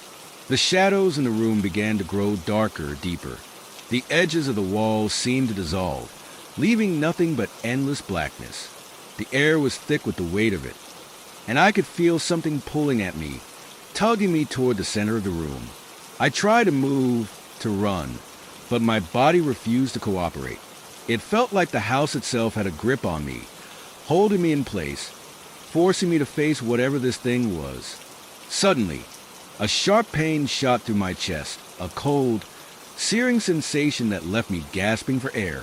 My knees buckled, and I collapsed to the floor, the world around me spinning. Through the fog of pain, I saw it. The Watcher, its form now clearer, standing above me, its face, or what might have been a face, looming over me like a black void. It reached down, its shadowy hand stretching toward me, and I knew, with every fiber of my being, that it was going to take me. But just as its hand brushed against my skin, something happened. A sudden, deafening crash echoed through the house, and the shadows recoiled, as if something had disturbed them. The air shifted, and for a moment, the weight pressing down on me seemed to lessen. I looked up, my breath ragged, and saw a figure standing in the doorway. It was Lena. She didn't look surprised. In fact, she looked almost calm, like she had expected this. She stepped into the room slowly, her eyes never leaving the Watcher. You can't have her, she said, her voice steady, almost like she was speaking to a child. She's not yours. The Watcher hissed, a sound that seemed to reverberate through the walls. It swirled around Lena like smoke, but she didn't flinch. She raised her hand, and for a moment, I saw a flash of light, bright and blinding. And then everything stopped. The shadows receded, the weight lifted, and the Watcher was gone. The air was still, the house silent. I was left on the floor, trembling, gasping for breath, unsure of what had just happened. Lena knelt beside me, her eyes filled with something I couldn't read. Sympathy, maybe, or something darker. She reached out, pulling me into her arms as I struggled to sit up. "You shouldn't have come back," she whispered, her voice soft, almost regretful. "You shouldn't have come back to this place." But it was too late. The price had already been paid. And even though the Watcher was gone for now, I knew it would return. It always did. And this time, there would be no escape. I had been marked, and no matter where I went, it would find me again. I woke up in the same room, but it didn't feel like mine anymore. I had been lying on the cold, hard floor for God knows how long, the weight of my own body grounding me to this reality. Lena was sitting across from me, her eyes steady but distant, as if she had been waiting for me to come back to my senses. The space between us felt thick, like there were invisible barriers neither of us could cross. What happened? My voice cracked, as if the words were unfamiliar to me. I felt hollow, as if I had just come out of a dream or a nightmare. My hands shook as I pushed myself up, the ache in my chest a reminder of the terror I had just endured. Lena didn't answer immediately. She simply stared at me, her face unreadable. It was like she was trying to decide if she should speak at all. "It almost had you," she said softly, her eyes tracing the shadows of the room. But I stopped it, at least for now. The words hung heavy in the air. The Watcher, it wasn't gone. It had been driven back temporarily, but the truth was still there, like a dark stain. "What do you mean, for now?" I asked, my voice rising despite myself. "What's going on, Lena? What was that thing?" She sighed, and for the first time, her face softened. "You don't really know, do you? About this place, about what it's capable of?" I shook my head, the confusion swirling in my mind. "I thought you knew something. I thought you could help me get rid of it." Lena's gaze flickered to the door, then back to me. "I'm trying to help you, but there's only so much I can do." She stood up slowly, her movements deliberate, like she was calculating her next steps. "That thing, the Watcher, it's not just a ghost, a demon, or a curse. It's a doorway between worlds." I stared at her, unsure if I fully understood what she was saying. "A doorway, Grimwood Place," she continued, her voice soft but filled with conviction, "was built on something ancient, something powerful. It wasn't just a house. It was a place where the veil between the living and something darker was thin. Richard Grimwood. He knew what he was doing when he began his rituals. He opened a crack, and it let in something that shouldn't have been allowed to cross over. The Watcher is what remains." Her words felt like they were sinking into me slowly, one piece at a time, like an unsettling truth I couldn't escape. "So, this thing is awaiting?" "Exactly. It's waiting for the right person. Someone who will open that door again, whether intentionally or not. You did that when you moved in. It's been following you ever since." I swallowed hard, the gravity of her words hitting me all at once. "Then why me? Why did it choose me?" Lena's eyes met mine, and for a fleeting second, I saw something like regret flicker in her gaze. "You didn't have a choice. The house was always meant to find someone. It's been waiting, like a hunter in the dark. And you were the one it needed." I shook my head, disbelieving. "This is insane. There's no way I'm just some kind of sacrifice." The thought made me sick to my stomach. She didn't flinch. "I didn't say you were a sacrifice. Not exactly. But the house needs something, someone, and now that you've come into its orbit, it won't let you go easily. The Watcher was never about death. It's about something worse. Something that waits and watches until the time comes for the door to open again." The air in the room seemed to thicken, and I felt the hairs on the back of my neck stand up. It wasn't just a house I feared anymore. It was the idea of what the Watcher had been waiting for, and what it would do once it got what it wanted. I stood up shakily, feeling the room tilt around me. What am I supposed to do then? If it's not going to let me go, what choice do I have? Lena reached into her jacket pocket and pulled out an old, tattered notebook. I recognized it immediately. It was Grimwood's journal. "We're going to close it," she said quietly, "but it's not going to be easy." She flipped through the pages, muttering under her breath as she skimmed through the faded text. I could hardly keep up with her words, but something in her tone made my heart race again. I had a sinking feeling I wasn't going to like what I was about to hear. "This," she said, stopping on a page halfway through the journal, "is a spell, a ritual that could, in theory, close the door. But it's not without consequences." I peered over her shoulder, reading the words despite myself. The symbols looked foreign, almost like they were written in a language I couldn't understand. But the feeling in my gut told me it was real. This was something serious, and something dangerous. "What happens if we do it?" I asked, voice barely above a whisper. She glanced at me, her face hardening. "It could work, or it could make things worse. We don't really know. The Watcher is old, ancient. There are no guarantees with things like this."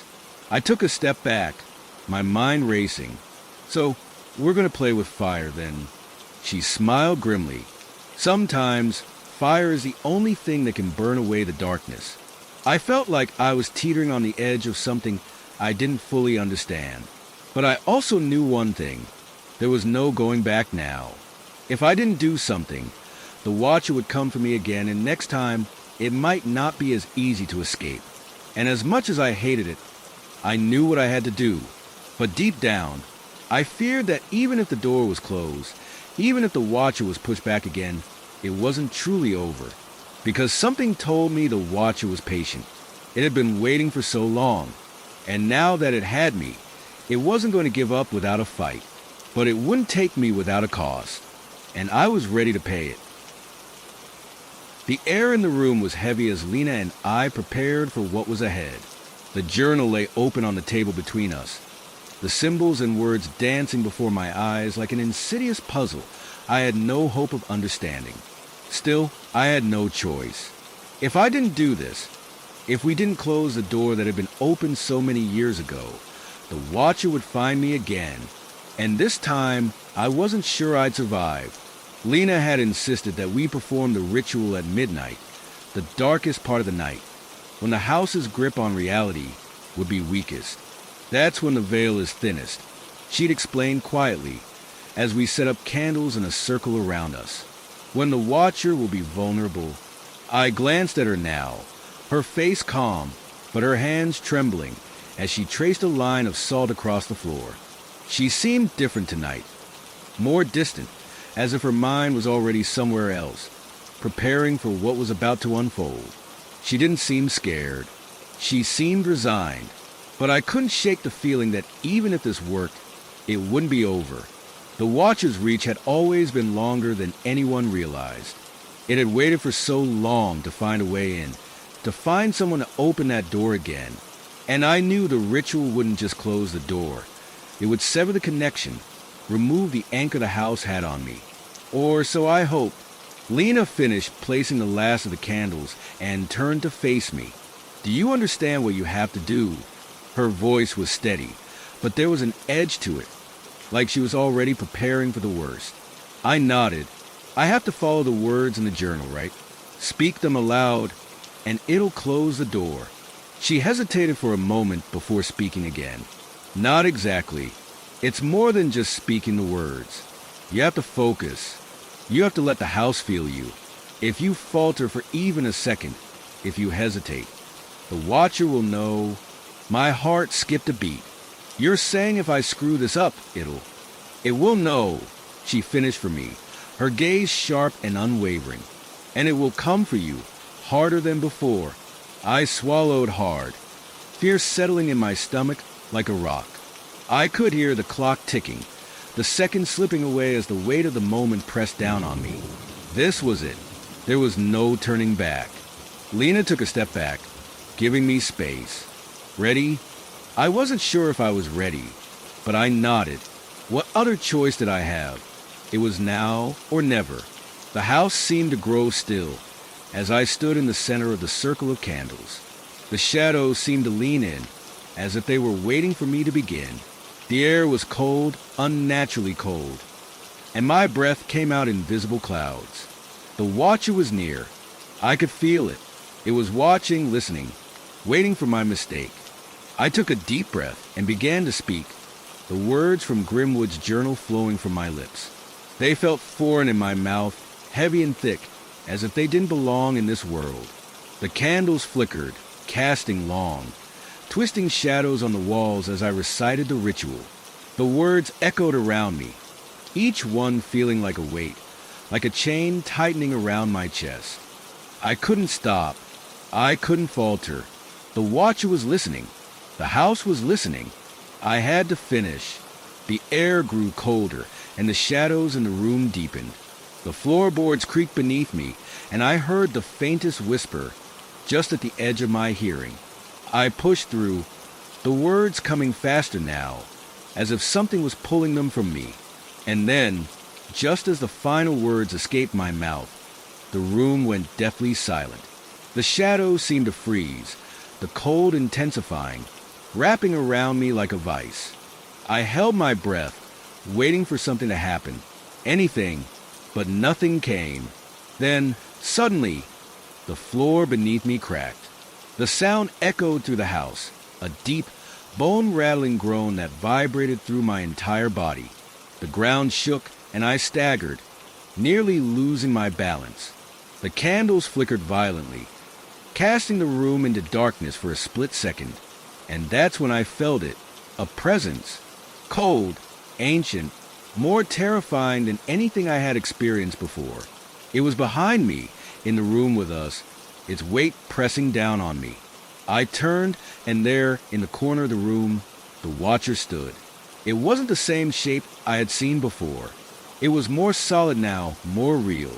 The shadows coiled around it like living things, its eyes, if they could even be called eyes, burning with an unnatural light. "You think you can escape me?" The voice was deeper now, more guttural, as if it was speaking from the very walls of the house.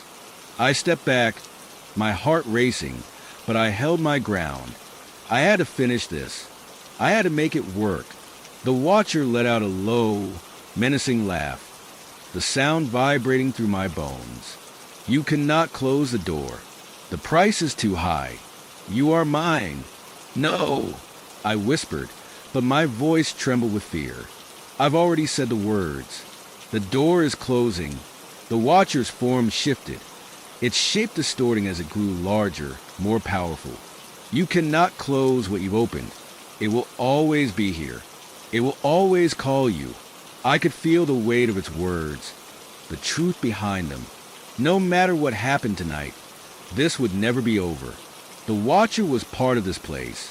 It had always been part of me, but the ritual had worked. The house was changing. The walls trembled. The shadows recoiling as if the very foundation of the house was being pulled apart. And then, with a final, desperate scream, the watcher lunged. But before it could reach me, Lena acted. She raised her hands, and a blinding light burst from her palms, filling the room with a deafening crack. The shadows screamed a horrible, agonizing sound that made my stomach churn. The watcher faltered, its form disintegrating into the light. I could feel its presence weakening, its power draining away. The room was shaking violently now, the house groaning as if it were alive, fighting to hold itself together. With one final, soul-wrenching screech, the watcher vanished into the light. The silence that followed was deafening. The air was still, and the shadows seemed to shrink back into the corners of the room. I stood there, breathless, staring at the place where the watcher had been, my heart pounding in my chest. Lena was the first to speak, her voice shaky. "It's over, for now." But I didn't feel relieved. I felt empty. The house still held its grip on me, and I knew, deep down, that the watcher hadn't truly left. It was just waiting for the right moment to return. And next time, I might not be so lucky. I glanced at Lena, the weight of everything pressing down on me. "It's not really over, is it?" She didn't answer, but the look in her eyes said it all. No, it was never over. And I knew, in the pit of my stomach, that the Watcher would be back. It was only a matter of time, and when it returned, I wouldn't be able to stop it again. But for now, I had one moment of peace. The house was quieter now, strangely so. The constant creaks and whispers that had once filled the air had faded into a tense stillness. Even the shadows seemed subdued, their once menacing presence now lurking in the farthest corners, as though they had been forced into hiding. But despite the silence, I couldn't shake the feeling that something was still watching me. Lena had disappeared after the ritual. I hadn't seen her since the Watcher had been driven back. Part of me wanted to thank her, to ask her what would happen now. But the other part of me, maybe the more paranoid part, wondered if Lena had known all along that the Watcher was never going to leave. Maybe this was all just a temporary fix. I wandered through the house, the floorboards creaking beneath my weight with every step. The heavy air pressed down on me, making every breath feel like an effort. I had to keep moving, keep doing something. I couldn't just sit in one place and let the house suffocate me. The walls felt like they were closing in. The faintest drafts whispered through the house, carrying with them a familiar scent. Old wood and something else, something bitter, almost metallic. It reminded me of the dark corner of the basement, where I'd first encountered the Watcher's presence. The scent of the house's history, the rot of something long buried. I stopped in front of the mirror hanging in the hallway. I hadn't paid much attention to it before, but now I couldn't help but notice the way my reflection looked back at me. My eyes were tired, bloodshot, and there was something different about my expression, as if I didn't recognize myself anymore. A chill ran down my spine as I stared at my reflection. It wasn't just the exhaustion in my face. There was something else, something wrong. The mirror was distorting my image, the edges of my figure blurring, as if something were moving behind me. I spun around, heart hammering in my chest, but there was nothing. The hallway was empty. I took a deep breath, trying to steady myself. It was just the house playing tricks on me. The shadows were thick tonight, but they always had been. Still, I couldn't shake the feeling that I wasn't alone. The sound of footsteps echoed in the distance, soft, slow, but unmistakable. I froze, my eyes darting around the hallway. The steps came closer, and I could hear them, heavy, deliberate. Each step seemed to vibrate through the floorboards, like a warning. I didn't move. I couldn't. It was happening again. The Watcher hadn't left. The footsteps grew louder, but there was no one in sight. I held my breath, the cold air settling around me like a thick fog. I wanted to run, but my legs wouldn't move. I felt like I was rooted to the spot, trapped in the hallway with whatever was making those steps. Then, the footsteps stopped. For a moment, there was only silence. The kind of silence that filled every corner of the house, that made every creak of the floor, every groan of the walls, feel like it was part of something bigger, something I couldn't understand. I wanted to scream, to run, to get out of this damn house, but my body wouldn't obey me. And then it happened. I felt something cold and intangible press against my back. A weight, like a hand, settling gently on my shoulder. But there was no one there. I spun around, my heart racing in my chest, but again, the hallway was empty. The feeling lingered though. The coldness, the pressure. It was like an invisible hand, pulling me closer to the darkness. I stumbled backward, my mind screaming for me to leave, to get away from this cursed place. But my feet wouldn't cooperate. I was stuck, trapped in the same cycle. The Watcher's grip on me was tightening again. The house felt alive, alive with its own hunger. The walls seemed to breathe, the floorboards groaning with every step I took. I tried to move faster, but I couldn't escape it. The footsteps were back, now surrounding me, coming from every direction. They were getting closer, faster, until they were almost running. I reached the stairs, my hands gripping the railing for support as I ran up, desperate to escape whatever was following me. My feet slipped on the old wood, and I nearly lost my balance, but I pushed on up higher to the second floor where I thought I might be safe. But as I reached the top of the stairs, I froze. The door to the master bedroom, my bedroom, was slightly ajar. It hadn't been like that before. I was sure of it. I had closed it earlier, before the ritual, before the chaos. But now, it was open, just a crack, the dark interior of the room staring back at me. I couldn't ignore it. The pull was undeniable. I walked toward the door slowly, my hand trembling as I reached for the knob. The cold air seemed to seep out from the room, curling around my fingers like a warning. I hesitated, unsure if I should go in, unsure if I even wanted to know what was waiting for me inside. But the door creaked open as if it had been waiting for me. Inside, the room looked the same. The bed was still neatly made, the window curtains drawn. But something was wrong. The air was thick with that same metallic smell, and there was a strange sound, faint, almost like whispers, coming from the corner of the room. I turned toward the sound, my heart in my throat. The whispers grew louder, clearer. "Leave," they said over and over. "Leave now." I froze, unable to move. The room felt suffocating, the shadows gathering in the corners like they were waiting for me to make a mistake. The whispers grew louder still, more frantic. And then I saw it. In the far corner of the room, near the old dresser, a shape began to form, a figure emerging from the darkness. It was tall, its features obscured by the shadows, but I could feel its presence. It was a watcher, and it was closer than ever. It was smiling. I stepped back, my breath coming in short, panicked gasps. The door slammed shut behind me, trapping me inside. I tried to open it, but it wouldn't budge. The whispers were all around me now, deafening, drowning out everything else. The figure moved closer, its eyes glowing with an unnatural light. It reached out for me, its fingers long and bony, and I felt the coldness of its touch before it even made contact. I couldn't breathe.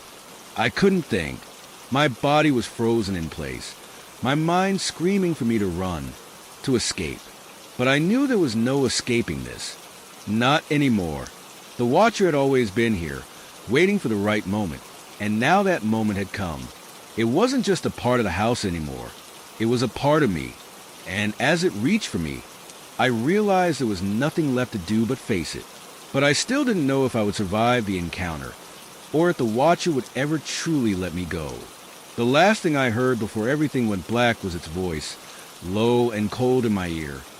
"You belong to me now." And then there was nothing. I couldn't move.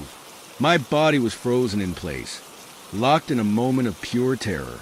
The room around me seemed to pulse with an unholy energy, as if the very walls were alive and watching me.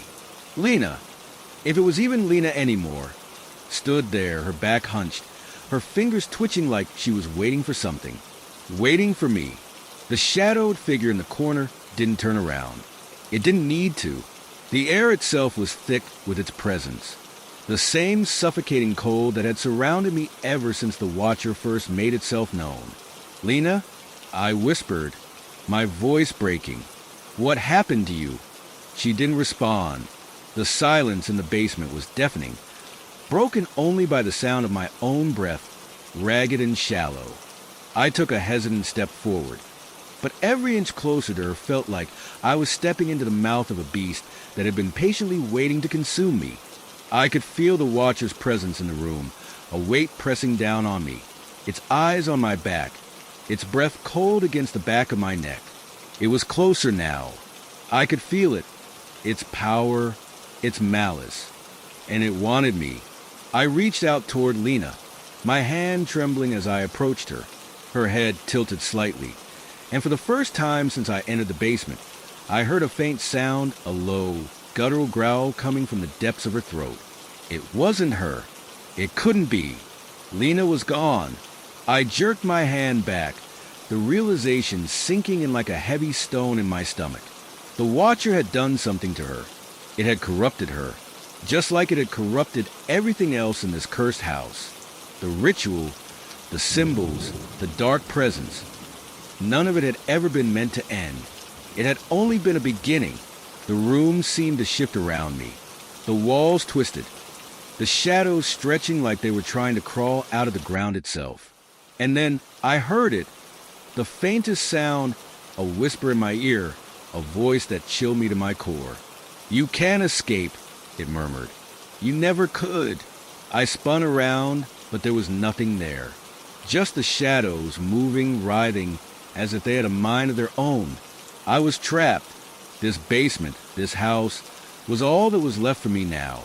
The Watcher's grip was tightening, and no matter how much I struggled, I was sinking deeper into its web. I looked back at Lena, or whatever was left of her. She was staring at me now, her eyes wide, glowing faintly with an unnatural light.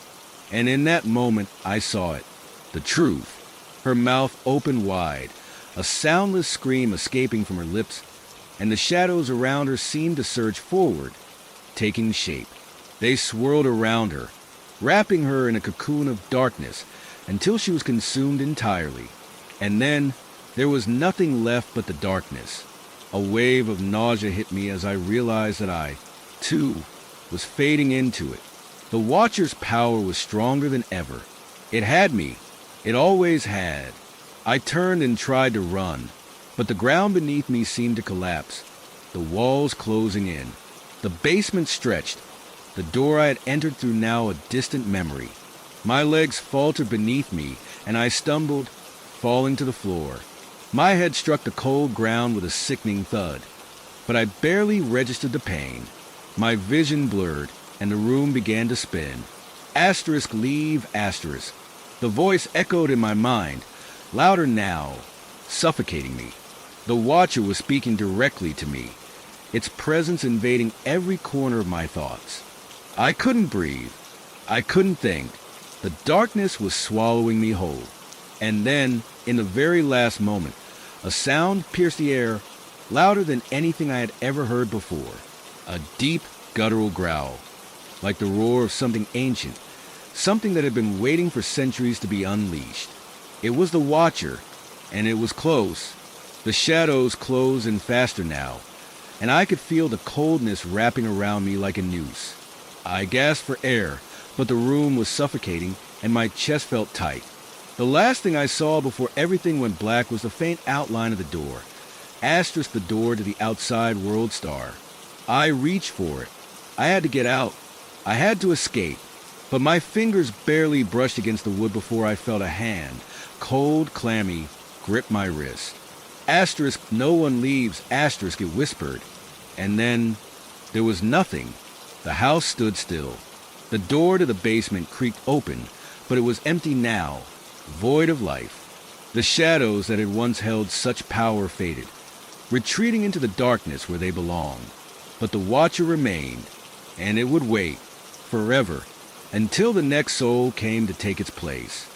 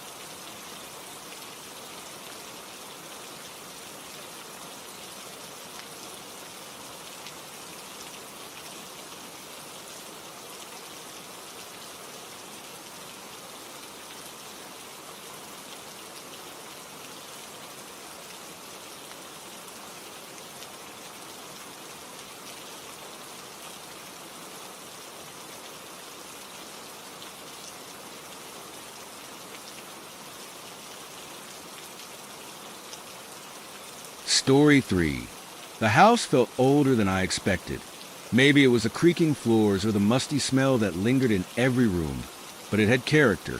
I'd been looking for a fresh start, somewhere to move on after the divorce, a place where no one knew me, no one could ask about my past.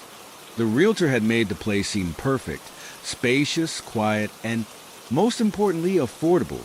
At first glance, the old house looked charming, the kind you see in those vintage photos people put in frames. There was something about it that felt a little off, but I couldn't put my finger on it. I spent the first few days unpacking. My new routine began to settle in. The mornings were peaceful, the evenings quiet. It was everything I thought I needed. But then at night, it began. I remember the first time I heard it, the sound of footsteps. I was lying in bed, the sheets still crisp, my mind still adjusting to the emptiness.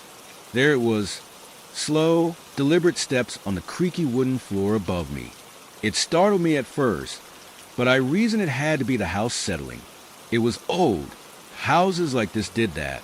I rolled over, trying to ignore it, but the footsteps kept coming night after night. I told myself it was normal. Old houses do strange things. At least, that's what I kept telling myself. It wasn't until I met the neighbor, Mrs. Chris, that I started wondering if something else was at play. She was an older woman, probably in her late 60s, with sharp eyes and a kind smile. She welcomed me to the neighborhood with a pie, though I suspect it was mostly out of curiosity. After a few minutes of small talk, she casually mentioned the house's past, as if it were no big deal. "You know, the last tenants didn't stay long," she said, her voice low and almost conspiratorial. "Ran out one night, said they'd heard things, seen things, babbling about curses and spirits. The house has a way of getting under your skin. I didn't think much of it at the time. People love telling strange stories, especially in small towns. Still, the mention of the previous tenants made me uneasy. Were they just trying to sell me on the house's eerie charm? Or was there more to the story? After all, a house with such a history had to have some weight to it.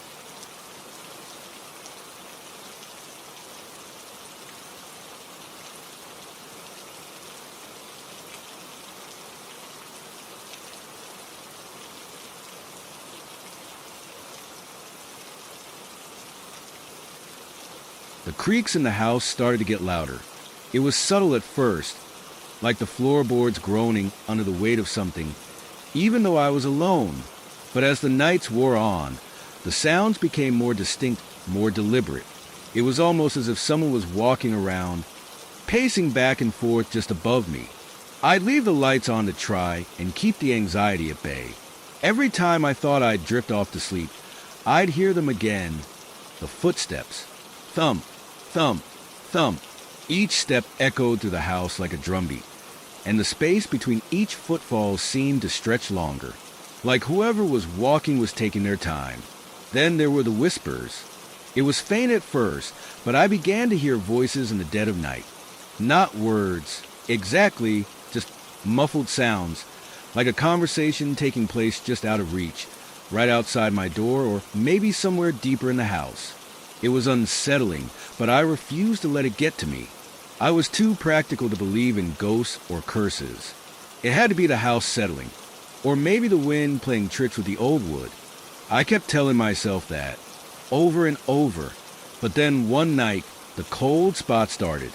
I was sitting in the living room, watching TV, when the temperature in the room suddenly dropped. A chill swept through the space, colder than it had ever been. I shivered, pulled my blanket tighter around me, but the cold didn't go away.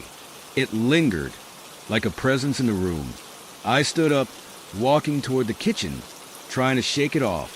The floorboards creaked under my feet, but I didn't look back.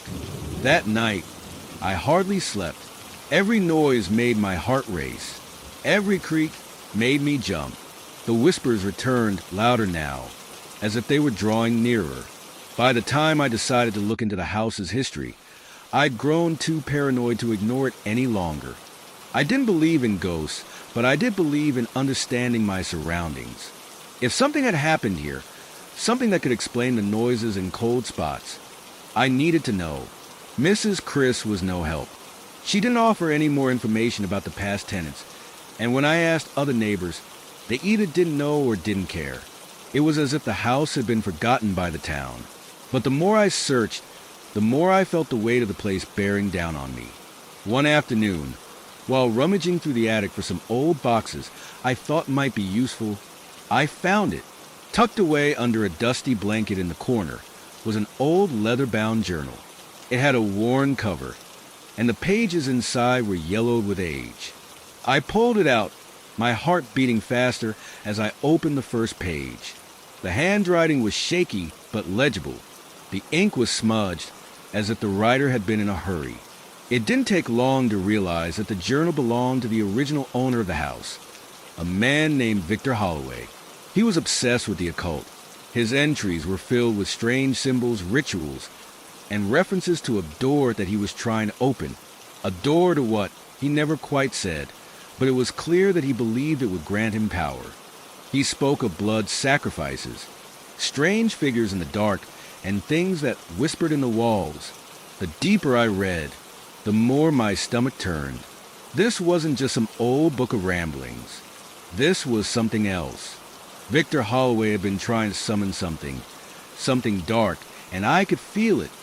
The house had been his experiment. The house was never just old wood and creaky floors. It was a vessel, a place built to hold something that had been trapped here for years. The creaks in the house started to get louder. It was subtle at first, like the floorboards groaning under the weight of something, even though I was alone. But as the nights wore on, the sounds became more distinct, more deliberate. It was almost as if someone was walking around, pacing back and forth just above me. I'd leave the lights on to try and keep the anxiety at bay. Every time I thought I'd drift off to sleep, I'd hear them again. The footsteps.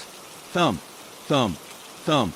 Each step echoed through the house like a drumbeat, and the space between each footfall seemed to stretch longer, like whoever was walking was taking their time. Then there were the whispers.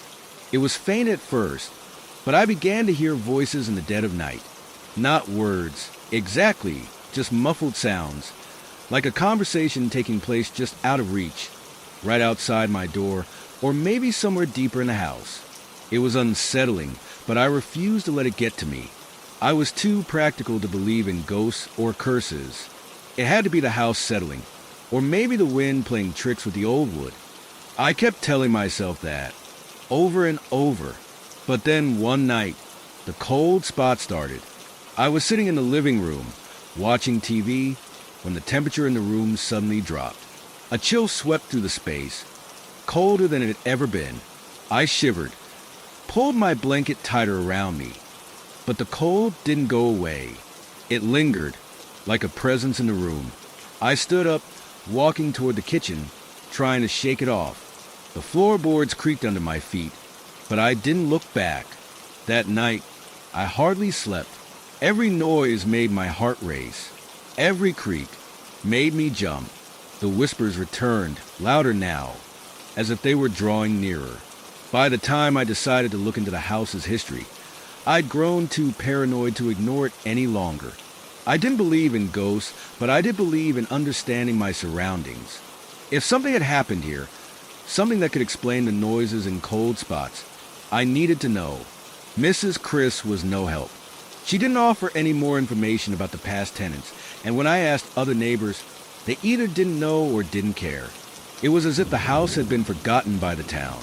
But the more I searched, the more I felt the weight of the place bearing down on me. One afternoon, while rummaging through the attic for some old boxes I thought might be useful, I found it. Tucked away under a dusty blanket in the corner was an old leather-bound journal. It had a worn cover, and the pages inside were yellowed with age. I pulled it out, my heart beating faster as I opened the first page. The handwriting was shaky but legible. The ink was smudged, as if the writer had been in a hurry. It didn't take long to realize that the journal belonged to the original owner of the house, a man named Victor Holloway. He was obsessed with the occult. His entries were filled with strange symbols, rituals, and references to a door that he was trying to open. A door to what? He never quite said, but it was clear that he believed it would grant him power. He spoke of blood sacrifices, strange figures in the dark, and things that whispered in the walls. The deeper I read, the more my stomach turned. This wasn't just some old book of ramblings. This was something else. Victor Holloway had been trying to summon something dark, and I could feel it. The house had been his experiment. The house was never just old wood and creaky floors. It was a vessel, a place built to hold something that had been trapped here for years. The more I read, the more my unease grew. The noises at night became more frequent, more aggressive. Footsteps, creaks, scratches on the walls. At one point, I even thought I saw something in the corner of my eye, a shadow moving just out of sight. But when I turned, there was nothing there. It wasn't just the house that was unsettled, it was me. I couldn't shake the feeling that something was watching me, following me. I felt its eyes on me, even when I was alone. The cold spots were now unbearable. I would find myself shivering in my own home, despite the heat being turned up. The whispers became louder too, filling the spaces between the creaks. They weren't just voices anymore. They were words, distorted but unmistakable.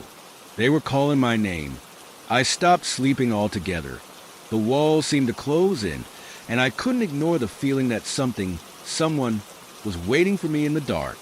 Then, one night, it happened. The house had been quieter than usual for the last couple of nights, and I foolishly let my guard down. It was late, and I had finally gotten into bed, exhausted from the day's search through the journal. The room was dark, and the silence felt almost comforting. That was when I heard it, the unmistakable sound of slow, deliberate footsteps, just outside my bedroom door. I held my breath, frozen in place. The steps came closer, one after another. I could hear them moving through the hallway, pacing like something or someone waiting. I didn't dare move, didn't dare make a sound. The door creaked open. I tried to tell myself it was just the wind. I tried to remind myself that houses settle, that it could just be the old wood. But there was a presence in the room. I could feel it. Coldness swept in, more chilling than I had ever felt before. It was as if the air itself had turned ice cold, and the walls seemed to close in, pressing against me. My chest tightened, and my breath came out in sharp, panicked bursts. I could hear something in the room with me now, soft, barely perceptible whispers. Leave. It was faint, like a faraway voice that had somehow slipped in from another world. I didn't wait to hear more. I jumped out of bed, grabbed whatever I could, a coat, my keys, and rushed out of the room, down the stairs and through the front door. I didn't stop running until I was out of the house and standing in the yard. The night was cold, the silence almost deafening. But as I looked back at the house, I could have sworn I saw a figure standing in the window, watching me. The whispers hadn't stopped. They still echoed in my mind. I got in my car, drove away, and never looked back. But even as I sped down the road, I could still hear it. The whispers. They were getting louder, following me. The house had been empty now for days, but I could still feel it. The presence, the weight of it, clung to me like a shadow. It wasn't gone. I could feel it lurking, waiting, even though I wasn't there anymore. I found myself haunted by the memory of those whispers, of the coldness, the feeling of something just out of reach, something I couldn't fully understand. But I had no choice. I had to go back. The town was quiet when I arrived. There was no one on the streets, just a heavy fog hanging low over the ground. It was the kind of morning that felt wrong, the kind that made you question your choices. But there I was, standing in front of that house again, staring up at the faded bricks, the broken windows, the door that had once been my escape. I didn't know what I was hoping for. Closure? An answer? Maybe I was just trying to prove that it was all in my head, that everything I'd experienced was just a trick of the mind. But when I stepped inside, I knew I was wrong. The house felt different now. The air was thick with something I couldn't name. It was like walking into a tomb. The whispers were gone, but the silence was worse. It pressed in on me from all sides.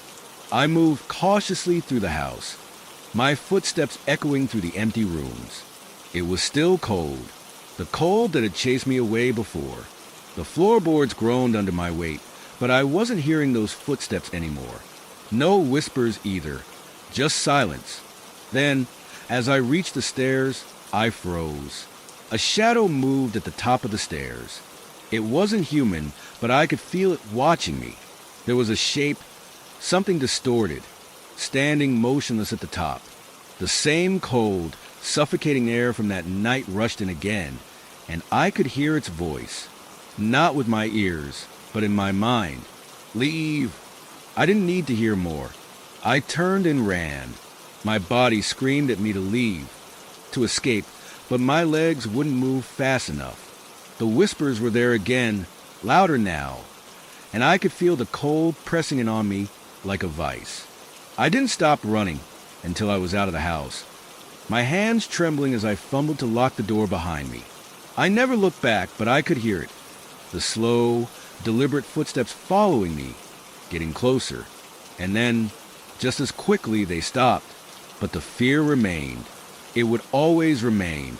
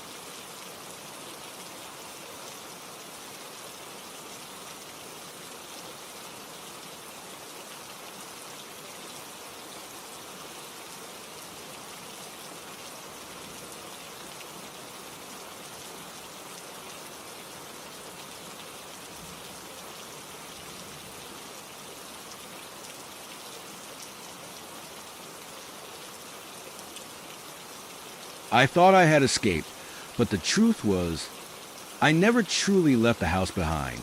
I moved to another town a few hours away, hoping the distance would somehow make the fear fade, but it didn't. Every night, as I lay in bed, I could still hear the whispers. They followed me, lingering at the edges of my thoughts, like a dull hum I couldn't escape. The house, the one I'd run from, still haunted me. I couldn't stop thinking about it. The history, the rituals, the darkness that had somehow seeped into its very walls. Even though I had left, part of me still felt tethered to it, as if something was pulling me back. I couldn't ignore it any longer. I needed answers. I had to understand what had really happened there, what I had encountered in those rooms. The journal I found in the attic had been only the beginning.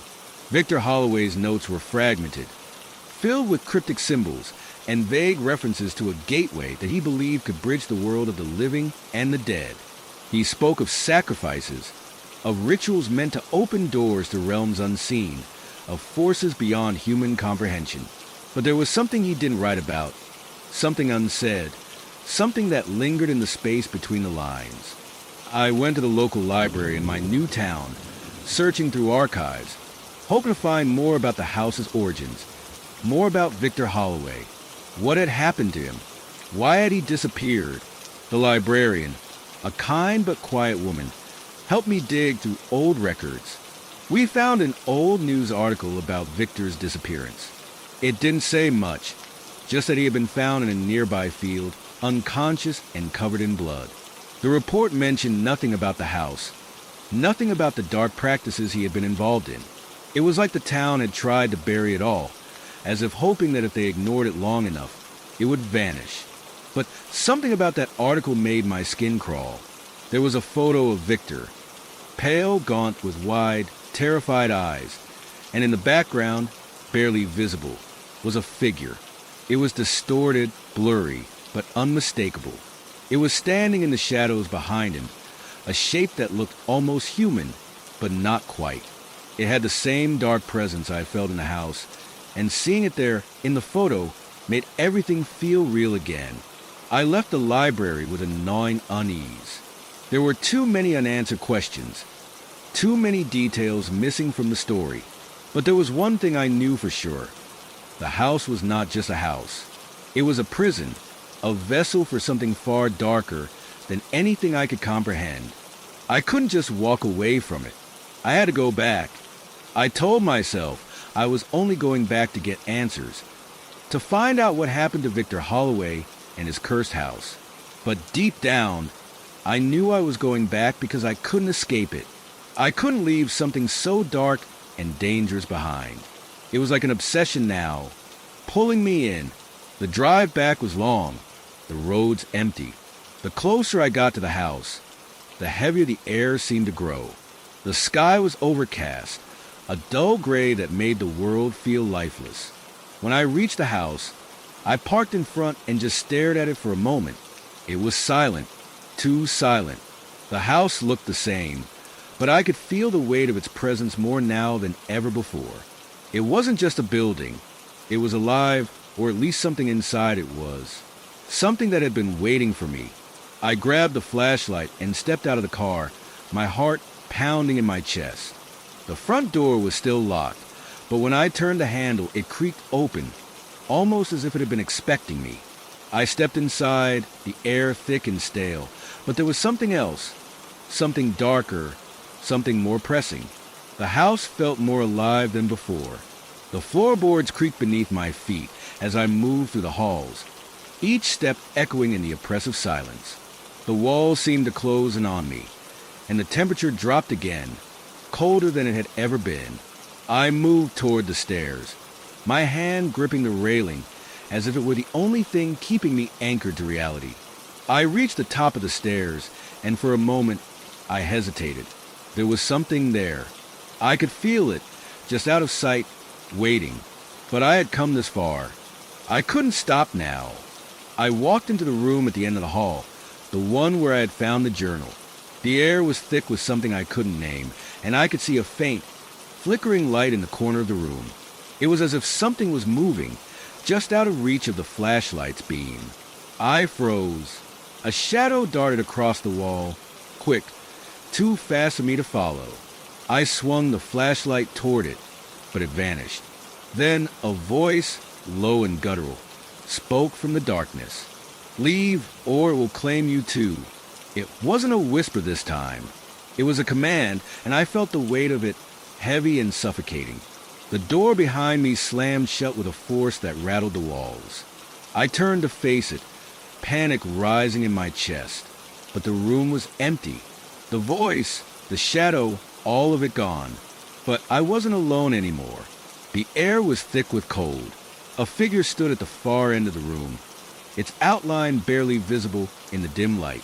It was tall, unnaturally tall, and it moved toward me slowly, deliberate steps that shook the floor beneath me. My heart hammered in my chest, and I stumbled backward, but there was no escape. The figure was closing in, its presence suffocating, crushing the air out of my lungs. It reached out a hand, long fingers stretching toward me. And then, in that moment, I understood. It wasn't just haunting the house. It had been waiting for someone to open the door. Waiting for me. I couldn't move. My body was frozen, paralyzed by fear. The figure in front of me was too close now. Its form barely visible, yet I could feel it. Feel its presence in every fiber of my being. It wasn't just a shadow. It wasn't just a figment of my imagination. It was real. I knew that now, and it was coming for me. My breath was shallow, my heart pounding in my chest, a frantic rhythm that I couldn't escape. The cold air wrapped around me, clinging to my skin like icy fingers. The figure, now mere inches away, towered over me, and I could feel the weight of its gaze. I wanted to scream, but no sound came. The room was spinning, and the floor beneath me felt unstable, like it might collapse at any moment. The hand reached out, skeletal fingers brushing against my cheek, cold as death. I gasped, the touch sending a jolt of terror through my body. My vision blurred, and I tried to stumble back, but my legs refused to obey. I was rooted to the spot, trapped in its grip. The voice came again, this time louder, more distinct. It wasn't just a voice. It was a command, a warning, echoing in my head. You should have stayed away. You can never leave now. I tried to scream, tried to run, but the darkness around me thickened. The figure loomed over me, its shape now more defined. Its face was gone hollow-eyed, its mouth twisted into a grotesque grin that stretched far too wide. There was no human warmth in that smile, just cold, empty malice. Victor Holloway opened the door.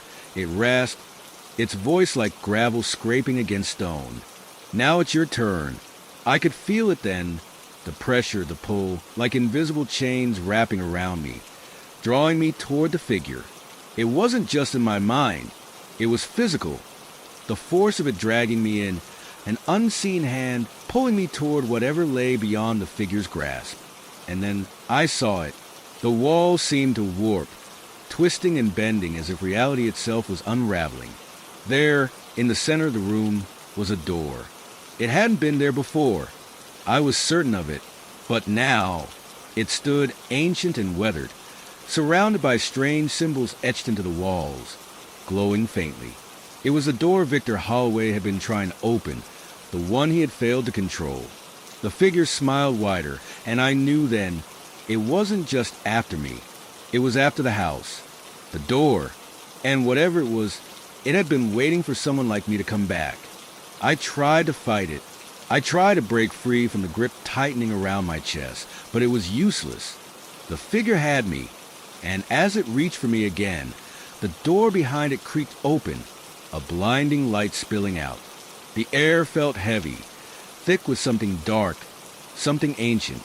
Step through, the figure whispered, its voice filled with a terrible promise.